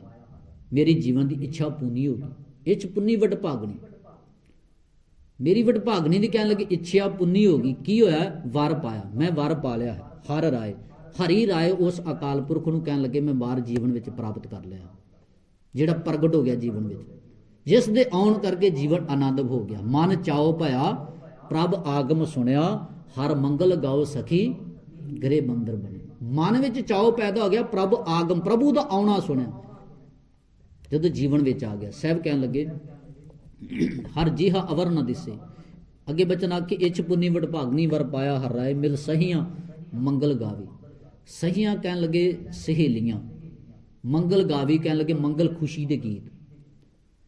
ਹੁਣ ਜਿਵੇਂ ਪੁਰਾਣਾ ਸਮਾਂ ਸੀ, ਅੱਜ ਵੀ ਕੁਝ ਕਈਆਂ ਥਾਵਾਂ ਤੇ ਰਿਵਾਜ ਆਇਆ ਵੀ ਜਦੋਂ ਦੁਲਹਾ ਆਉਂਦਾ, ਜਦੋਂ ਵਾਰ ਆਉਂਦਾ, ਜਦੋਂ ਲੜਕੇ ਲੜਕੀ ਦਾ ਵਿਆਹ ਹੁੰਦਾ, ਤਾਂ ਉਸ ਵੇਲੇ ਨਾਲ ਦੀਆਂ ਸਹੇਲੀਆਂ, ਜਿਸ ਲੜਕੀ ਦਾ ਵਿਆਹ ਉਸ ਦੇ ਨਾਲ ਦੀਆਂ ਸਹੇਲੀਆਂ ਮਿਲ ਕੇ ਖੁਸ਼ੀ ਦੇ ਮੰਗਲ ਦੇ ਗੀਤ ਗਾਉਂਦੀਆਂ ਨੇ। ਗੀਤ ਗਾਏ ਜਾਂਦੇ ਆ ਵੀ ਜਿੰਦੇ ਵਿੱਚ ਵਾਰ ਨੂੰ ਦਰਸਾਇਆ ਜਾਂਦਾ ਵੀ ਇਹ ਬੜਾ ਵਾਰ ਦੇ ਵਿੱਚ ਬੜੇ ਗੁਣ ਨੇ। ਤਾਂ ਉਹਦੇ ਵੀ ਦਰਸਾਉਣ ਦਾ ਭਾਵ ਹੁੰਦਾ ਵੀ ਲੜਕੀ ਨੂੰ ਆਖਿਆ ਜਾ ਰਿਹਾ ਵੀ ਜਿਹੜਾ ਤੇਰੇ ਵਾਸਤੇ ਮਾਪਿਆਂ ਨੇ ਵਰ ਚੁਣਿਆ ਨੇ ਵੀ ਇਹਦੇ ਵਿੱਚ ਬੜੀ ਕੁਆਲਿਟੀਆਂ ਨੇ, ਬੜੇ ਗੁਣ ਨੇ, ਵੀ ਇਹਦਾ ਸਾਥ ਛੱਡ ਕੇ ਤੂੰ ਕਿਤੇ ਥਾਂ ਥਾਂ ਤੇ ਭਟਕਣਾ ਨਹੀਂ ਹੈ। ਦੋਨਾਂ ਵਾਸਤੇ ਵੀ ਗੱਲ ਹੁੰਦੀ ਹੈ ਵੀ ਉਹਦੇ ਵਿੱਚ ਖੂਬੀ ਦਰਸਾਈ ਗਈ ਹੁੰਦੀ ਹੈ। ਖੁਸ਼ੀ ਮੰਗਲ ਦੇ ਗੀਤ ਗਾਏ ਜਾਂਦੇ। ਸਤਿਗੁਰੂ ਜੀ ਕਹਿਣ ਲੱਗੇ ਹੁਣ ਇੱਥੇ ਬਚਨ ਉਦਾਂ ਦੇ ਸਾਂਝੇ ਕੀਤੇ, ਮਿਲ ਸਹੀਆਂ ਮੰਗਲ ਗਾਵੇ। ਜਦੋਂ ਮੇਰੇ ਹਿਰਦੇ ਵਿੱਚ ਰੱਬ ਜੀ ਆਏ ਨੇ, ਪ੍ਰਗਟ ਹੋਏ ਨੇ, ਕਹਿਣ ਲੱਗੇ ਮੇਰੀਆਂ ਸਹੇਲੀਆਂ ਨੇ, ਮੇਰੀਆਂ ਸਹੀਆਂ ਨੇ, ਭਾਵ ਇਹਨਾਂ ਔਰਗਨ ਇੰਦਰੇ ਨੇ ਜਿਹੜੇ ਅੱਖਾਂ, ਨੱਕ, ਕੰਨ, ਜ਼ੁਬਾਨ ਨੇ ਜਿਹੜੇ, ਇਹ ਸਹੇਲੀਆਂ ਨੇ ਮੇਰੇ ਜੀਵਨ ਦੀ। ਇਹ ਹੁਣ ਖੁਸ਼ੀ ਦੇ ਗੀਤ ਗਾ ਰਹੀਆਂ।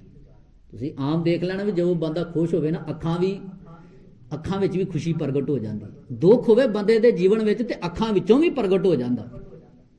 ਅੱਖਾਂ ਵਿੱਚੋਂ, ਬੰਦੇ ਦੇ ਬੋਲਾਂ ਵਿੱਚੋਂ ਵੀ, ਬੰਦਾ ਦੁਖੀ ਹੋਵੇ ਨਾ ਤੇ ਬੰਦੇ ਦੇ ਬੋਲਾਂ ਤੋਂ ਹੀ ਸਾਨੂੰ ਪਤਾ ਲੱਗ ਜਾਂਦਾ ਵੀ ਬੰਦਾ ਪਰੇਸ਼ਾਨ ਲੱਗਦਾ। ਉਹ ਜ਼ਬਾਨ ਦੱਸ ਦਿੰਦੀ ਹੈ ਨਾ। ਸਤਿਗੁਰ ਨੇ ਆਖਿਆ ਵੀ ਹੁਣ ਇਹ ਸਹੇਲੀਆਂ ਵੀ ਕਹਿਣ ਲੱਗੇ ਮੰਗਲ ਖੁਸ਼ੀ ਦੇ ਗੀਤ ਗਾ ਰਹੀਆਂ, ਭਾਵ ਜੀਵਨ ਆਨੰਦਮਈ ਬਣ ਗਿਆ। ਮਿਲ ਸਹੀਆਂ ਮੰਗਲ ਗਾਵਈ ਗੀਤ ਗੋਬਿੰਦ ਅਲਾਏ। ਉਹ ਰੱਬ ਦੇ ਗੀਤ ਗਾਉਂਦੀਆਂ, ਕੰਨ ਜੇ ਸੁਣਦੇ ਤੇ ਰੱਬ ਦੀ ਉਸਤਤ ਦੇ ਗੀਤ ਸੁਣਦੇ। ਉਸਤਤ ਮਨ ਮੈਂ ਕਰਨ ਰੰਕਾਰ, ਕਰ ਮਨ ਮੇਰੇ ਸਤ ਬਿਹਾਰ। ਵੀ ਇਹ ਸਾਰਾ ਕੁਝ ਇਹ ਜੀਵਨ ਵਿੱਚ ਵਰਤਾਰਾ ਵਰਤ ਰਿਹਾ ਹੈ। ਸਾਹਿਬ ਕਹਿਣ ਲੱਗੇ ਗੀਤ ਗੋਬਿੰਦ ਅਲਾਏ, ਅਲਾਪ ਕਰਦੀਆਂ, ਅਲਾਉਂਦੀਆਂ ਨੇ। ਇਹ ਇੰਦਰੇ ਨੇ ਜਿਹੜੇ ਕਹਿਣ ਲੱਗੇ ਰੱਬ ਦੇ ਖੁਸ਼ੀ ਦੇ ਗੀਤ ਗਾਉਂਦੇ ਆ, ਭਾਵ ਉਹਨਾਂ ਨੂੰ ਸਾਰੀ ਹੋ ਕੇ ਕਰਮ ਕਰਦੇ। ਸਤਿਗੁਰ ਅੱਗੇ ਬਚਨ ਸਾਂਝੇ ਕਰਦੇ ਆ। ਹੁਣ ਜੀਵਨ ਵਿੱਚ ਇੱਕ ਕ੍ਰਾਂਤੀ ਆਉਂਦੀ, ਹਰ ਜਿਹਾ ਅਵਰ ਨ ਦਿਸੇ। ਹੁਣ ਰੱਬ ਵਰਗਾ ਕੋਈ ਹੋਰ ਦਿਖਾਈ ਨਹੀਂ ਦਿੰਦਾ। ਹਰ ਜਿਹਾ, ਰੱਬ ਜਿਹਾ, ਅਵਰ ਕਹਿੰਦੇ ਹੋਰ ਨੂੰ ਨਾ ਦਿਸੇ। ਹੁਣ ਕਹਿਣ ਲੱਗੇ ਜਦੋਂ ਰੱਬ ਜੀਵਨ 'ਚ ਪ੍ਰਗਟ ਹੋਇਆ ਨਾ ਤਾਂ ਸਮਝ ਆਉਂਦੀ ਵੀ ਹੁਣ ਰੱਬ ਵਰਗਾ ਕੋਈ ਹੋਰ ਹੈ ਨਹੀਂ। ਹਰ ਜਿਹਾ ਅਵਰ ਨਾ ਦਿਸੇ, ਕੋਈ ਦੂਜਾ ਲਵੇ ਨਾ ਲਾਏ। ਕੋਈ ਦੂਜਾ ਮੇਰੇ ਰੱਬ ਦੇ ਲਵੇ ਨੇੜੇ ਵੀ, ਨੇੜੇ ਦਾ ਵੀ ਨਹੀਂ ਹੈ, ਨੇੜੇ ਤੇੜੇ ਲੱਗਣ ਜੋਗਾ ਵੀ ਨਹੀਂ ਹੈ। ਲਵੇ ਦਾ ਅਰਥ ਨੇੜੇ ਲਾਉਣਾ। ਕੋਈ ਦੂਜਾ ਲਵੇ ਨਾ ਲਾਏ, ਹਲਤ ਪਲਤ ਸਵਾਰ ਹੋਣ ਨਿਹਚਲ ਦਿੱਤੀਆਂ ਜਾਣ। ਸਤਿਗੁਰੂ ਜੀ ਕਹਿਣ ਲੱਗੇ ਉਹਦਾ ਹਲਤ ਤੇ ਪਲਤ, ਉਹਦਾ ਲੋਕ ਤੇ ਪ੍ਰਲੋਕ, ਉਹਦਾ ਇਹ ਵਾਲਾ ਜੀਵਨ ਤੇ ਆਉਣ ਵਾਲਾ ਜੀਵਨ ਕਹਿਣ ਲੱਗੇ ਸਵਾਰਿਆ ਜਾਂਦਾ ਹੈ। ਉਹ ਅੰਦਰੋਂ ਬਾਹਰੋਂ ਸਵਾਰਿਆ ਜਾਂਦਾ ਹੈ। ਹਲਤ ਪਲਤ ਸਵਾਰੇ ਹੋਣ ਨਿਹਚਲ ਦਿੱਤੀਆਂ ਨ ਜਾਏ। ਸਤਿਗੁਰੂ ਜੀ ਕਹਿਣ ਲੱਗੇ ਉਹਨੂੰ ਨਿਹਚਲ ਟਿਕਾ ਥਾਂ ਮਿਲ ਜਾਂਦੀ ਹੈ। ਨਿਹਚਲ ਅਡੋਲ ਅਵਸਥਾ ਜੀਵਨ ਦੀ ਮਿਲ ਜਾਂਦੀ ਹੈ। ਉਹ ਡੋਲਦਾ ਨਹੀਂ। ਅੱਗੇ ਬਚਨ ਅੱਗੇ ਸੰਸਾਰ ਸਾਗਰ ਤੇ ਰੱਖਿਆਨ ਬਹੁੜ ਨਾ ਜਨਮੈ ਧਾਏ। ਕਹਿਣ ਲੱਗੇ ਉਹਨਾਂ ਨੂੰ ਮਾਲਕ ਅਕਾਲ ਪੁਰਖ ਸੰਸਾਰ ਸਾਗਰ ਤੋਂ, ਇਹ ਜਿਹੜਾ ਸੰਸਾਰ ਸਮੁੰਦਰ ਹੈ ਜਿਹਦੇ ਵਿੱਚ ਵਿਕਾਰਾਂ ਦੀਆਂ ਲਹਿਰਾਂ ਉੱਠਦੀਆਂ ਨੇ, ਸਤਿਗੁਰੂ ਜੀ ਕਹਿਣ ਲੱਗੇ ਉਹਨਾਂ ਨੂੰ ਮਾਲਕ ਬਚਾ ਲੈਂਦਾ। ਬਹੁੜ ਨਾ ਜਨਮੈ ਧਾਏ, ਉਹ ਵਾਰ-ਵਾਰ ਫਿਰ ਜਨਮ ਮਰਨ ਦੇ ਚੱਕਰ ਵਿੱਚ ਨਹੀਂ ਪੈਂਦੇ, ਆਤਮਿਕ ਭਟਕਣਾ ਵਿੱਚ ਨਹੀਂ ਪੈਂਦੇ। ਜਿਵੇਂ ਸਤਿਗੁਰੂ ਨੇ ਬਾਣੀ ਵਿੱਚ ਬਚਨ ਆਖਿਆ, ਏਕ ਸ਼ਬਦ ਮੇਰਾ ਪ੍ਰਾਣ ਬਸਤ ਹੈ, ਬਹੁੜ ਜਨਮ ਨਾ ਆਵਾਂ। ਇੱਕ ਗੁਰੂ ਦਾ ਉਪਦੇਸ਼ ਰੂਪ ਸਿੱਖਿਆ ਕਹਿਣ ਲੱਗੇ ਮੇਰੇ ਜੀਵਨ ਵਿੱਚ ਵਸ ਗਈ ਤੇ ਕਹਿਣ ਲੱਗੇ ਹੁਣ ਮੈਂ ਵਾਰ-ਵਾਰ ਭਟਕਣਾ ਵਿੱਚ, ਮਨ ਕਰਕੇ ਵਾਰ-ਵਾਰ ਮੈਂ ਦੁਖੀ ਨਹੀਂ ਹੁੰਦਾ, ਭਟਕਣਾ ਵਿੱਚ ਨਹੀਂ ਪੈਂਦਾ। ਸਤਿਗੁਰੂ ਜੀ ਕਹਿਣ ਲੱਗੇ ਬਹੁੜ ਨਾ ਜਨਮੈ ਧਾਏ। ਅਖੀਰ ਤੇ ਫਿਰ ਬਚਨ ਆਖੇ ਜਿਹਵਾ ਏਕ, ਜ਼ੁਬਾਨ ਇੱਕ ਹੈ, ਅਨੇਕ ਗੁਣ। ਰੱਬ ਜੀ ਤੁਹਾਡੇ ਗੁਣ ਅਨੇਕਾਂ ਨੇ, ਜਿਹੜੇ ਗੁਣ ਮੇਰੇ ਜੀਵਨ ਵਿੱਚ ਪ੍ਰਗਟ ਹੋਏ ਤੇ ਕਹਿਣ ਲੱਗੇ ਮੇਰਾ ਜੀਵਨ ਆਨੰਦਮਈ ਬਣ ਗਿਆ ਹੈ। ਤੇ ਸਤਿਗੁਰੂ ਜੀ ਕਹਿਣ ਲੱਗੇ ਤੁਹਾਡੇ ਗੁਣ ਮਾਲਕ ਬੇਅੰਤ ਨੇ ਤੇ ਮੇਰੀ ਜ਼ੁਬਾਨ ਜਿਹਵਾ ਏਕ, ਅਨੇਕ ਗੁਣ, ਤੁਹਾਡੇ ਗੁਣ ਅਨੇਕਾਂ ਹੈ। ਤਰੇ ਨਾਨਕ ਚਰਨੀ ਪਾਏ। ਹੇ ਨਾਨਕ ਆਖ ਤਰਦੇ ਉਹ ਨੇ ਜਿਹੜੇ ਰੱਬ ਜੀ ਦੇ ਚਰਨੀ ਪੈ ਜਾਂਦੇ, ਭਾਵ ਗੁਣਾਂ ਅਨੁਸਾਰੀ ਹੋ ਕੇ ਜੀਵਨ ਨੂੰ ਜਿਉਂਦੇ ਆ। ਕਿਉਂਕਿ ਤੁਹਾਡੇ ਗੁਣ ਅਨੇਕਾਂ ਨੇ, ਜਿਹੜੇ ਜਿਹੜੇ ਗੁਣ ਅਸੀਂ ਜੀਵਨ ਵਿੱਚ ਧਾਰਨ ਕਰਦੇ ਹਾਂ, ਸਤਿਗੁਰੂ ਜੀ ਕਹਿਣ ਲੱਗੇ ਜਿਨ੍ਹਾਂ ਜੀਵਾਂ ਨੇ ਗੁਣਾਂ ਨੂੰ ਧਾਰਨ ਕੀਤਾ ਹੈ, ਸਤਿਗੁਰੂ ਜੀ ਕਹਿਣ ਲੱਗੇ ਉਹ ਸੰਸਾਰ ਭਵਜਲ ਵਿੱਚੋਂ ਤਰ ਜਾਂਦੇ ਨੇ। ਤਰੇ ਨਾਨਕ ਚਰਨੀ ਪਾਏ, ਫਲਗੁਣ ਨਿਤ ਸਲਾਹੀ ਹੈ ਜਿਸ ਨੂੰ ਤਿਲ ਨਾ ਤਮਾਏ। ਫੱਗਣ ਦੇ ਮਹੀਨੇ ਨੇ ਸਤਿਗੁਰੂ ਜੀ ਉਪਦੇਸ਼ ਸਾਂਝਾ ਕਰਦੇ, ਨਿਤ ਸਲਾਹੀ ਹੈ।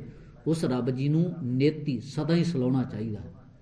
ਨਿਤ ਸਲਾਹੀ ਹੈ ਸਦਾ ਹੀ, ਕਿਉਂਕਿ ਜੇ ਜੀਵਨ ਵਿੱਚ ਗੰਦਗੀ ਅੱਖਾਂ ਦੇ ਰਾਹੀਂ, ਜ਼ੁਬਾਨ ਦੇ ਰਾਹੀਂ, ਕੰਨਾਂ ਦੇ ਰਾਹੀਂ, ਇਹਨਾਂ ਔਰਗਨ ਇੰਦਰੀਆਂ ਦੇ ਰਾਹੀਂ ਨਿਤ ਸਾਡੇ ਜੀਵਨ ਵਿੱਚ ਗੰਦਗੀ ਅੰਦਰ ਮਨ ਇਕੱਠੀ ਕਰਦੇ ਆ, ਤੇ ਸਤਿਗੁਰੂ ਜੀ ਕਹਿਣ ਲੱਗੇ ਗੁਰੂ ਉਪਦੇਸ਼ ਦਾ ਝਾੜੂ ਲੈ ਕੇ ਇਸ ਗੰਦਗੀ ਨੂੰ ਹੁੰਜਣ ਦਾ ਵੀ ਯਤਨ ਕਰ। ਨਿਤ ਹੀ ਗੁਰੂ ਦੀ ਸਿੱਖਿਆ ਲੈ ਕੇ, ਉਪਦੇਸ਼ ਲੈ ਕੇ।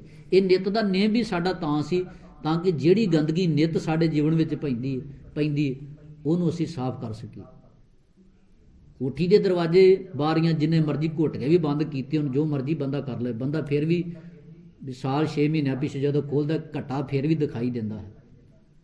ਸਤਿਗੁਰੂ ਜੀ ਕਹਿਣ ਲੱਗੇ ਉਧਰ ਤਾਂ ਦਰਵਾਜ਼ੇ ਬੰਦ ਸੀ ਤੇ ਫਿਰ ਘੱਟਾ ਪੈ ਜਾਂਦਾ, ਇੱਧਰ ਤਾਂ ਦਰਵਾਜ਼ੇ ਹੀ ਖੁੱਲ੍ਹੇ ਨੇ, ਅੱਖਾਂ ਦੇ ਵੀ ਖੁੱਲ੍ਹੇ ਨੇ, ਤੇ ਮੂੰਹ ਦਾ ਵੀ ਖੁੱਲ੍ਹਾ ਹੈ, ਤੇ ਕੰਨ ਤਾਂ ਸਦਾ ਹੀ ਖੁੱਲ੍ਹੇ ਰਹਿੰਦੇ ਆ। ਤੇ ਇਹ ਪਤਾ ਨਹੀਂ ਇੱਕ ਇੱਕ ਦਿਨ ਵਿੱਚ ਕਿੰਨੀ ਕਿੰਨੀ ਗੰਦਗੀ ਇਕੱਠੀ ਕਰ ਰਹੇ ਨੇ। ਤੇ ਗੁਰੂ ਉਪਦੇਸ਼ ਦਾ ਝਾੜੂ, ਸਿੱਖਿਆ ਰੂਪ ਝਾੜੂ ਲੈ ਕੇ ਇਸ ਗੰਦਗੀ ਨੂੰ ਹੁੰਜਣ ਦਾ ਯਤਨ ਕਰ। ਇਹ ਜਿੰਨੇ ਵੀ ਸਤ ਸੰਗਤ ਦੇ ਉਪਰਾਲੇ ਨੇ, ਅਸੀਂ ਆਪਣੀ ਅੰਦਰ ਦੀ ਗੰਦਗੀ ਨੂੰ ਹੁੰਜਣ ਦਾ ਯਤਨ ਕਰਦੇ। ਦਾਤਾ ਸਾਡਾ ਜੀਵਨ ਇਨਸਾਨੀਅਤ ਤੋਂ ਹਵਾਨੀਅਤ ਵਾਲੇ ਪਾਸੇ ਨਾ ਜਾਵੇ, ਵੀ ਇੱਥੇ ਧਰਮਾਂ ਦੇ ਝਗੜੇ ਰੋਲੇ ਨਾ ਪੈ ਜਾਣ ਇੱਕ ਦੂਜੇ ਨੂੰ, ਵੀ ਕੋਈ ਆਖੇ ਮੇਰਾ ਧਰਮ ਚੰਗਾ, ਦੂਜਾ ਆਖੇ ਫਲਾਣੇ ਦਾ ਧਰਮ ਚੰਗਾ। ਆ ਪਿੱਛੇ ਕਰਨਾਟਕ ਅੰਦਰ ਘਟਨਾ ਵਾਪਰੀ ਹੈ ਨਾ, ਇੱਕ ਲੜਕੀ ਬੁਰਕਾ ਪਾ ਕੇ, ਜੋ ਉਹਨਾਂ ਦਾ ਹਿਜਾਬ ਹੈ, ਜੋ ਉਹ ਪਹਿਨਦੇ ਨੇ। ਇਹ ਜਿਹੜਾ ਧਰਮ ਹੈ ਵੀ ਅਸੀਂ ਕਹਿੰਦੇ ਹਾਂ ਵੀ ਭਾਰਤ ਧਰਮ ਨਿਰਪੱਖ ਦੇਸ਼ ਹੈ, ਇੱਥੇ ਕਿਸੇ ਵੀ ਧਰਮ ਨੂੰ ਕੋਈ ਬਹੁਤੀ ਮਾਨਤਾ ਨਹੀਂ, ਤੇ ਇੱਦਾਂ ਵੀ ਕਿਸੇ ਧਰਮ ਨੂੰ ਵੀ ਇੱਥੇ ਇਹ ਵੀ ਨਹੀਂ ਵੀ ਭੰਡਿਆ ਵੀ ਜਾਵੇ।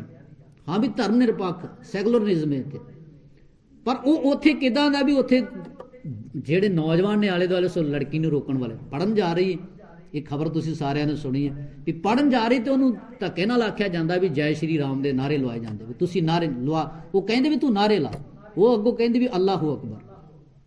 ਉਹਦਾ ਧਰਮ ਹੈ ਜੋ ਉਹਨੂੰ ਕਹਿੰਦਾ। ਹੁਣ ਸਾਨੂੰ ਬਾਣੀ ਅੰਦਰ ਨਾ ਤੁਸੀਂ ਦੇਖੋਗੇ ਭਗਤ ਨਾਮਦੇਵ ਨੂੰ ਨਾ ਬਾਣੀ ਦੇ ਅੰਦਰ ਇਹ ਆਖਿਆ ਜਾਂਦਾ ਵੀ ਤੁਸੀਂ ਰਾਜੇ ਵੱਲੋਂ, ਸਮੇਂ ਦੀਆਂ ਸਰਕਾਰਾਂ ਵੱਲੋਂ ਆਖਿਆ ਜਾਂਦਾ ਵੀ ਤੂੰ ਰਾਮ ਕਹਿ,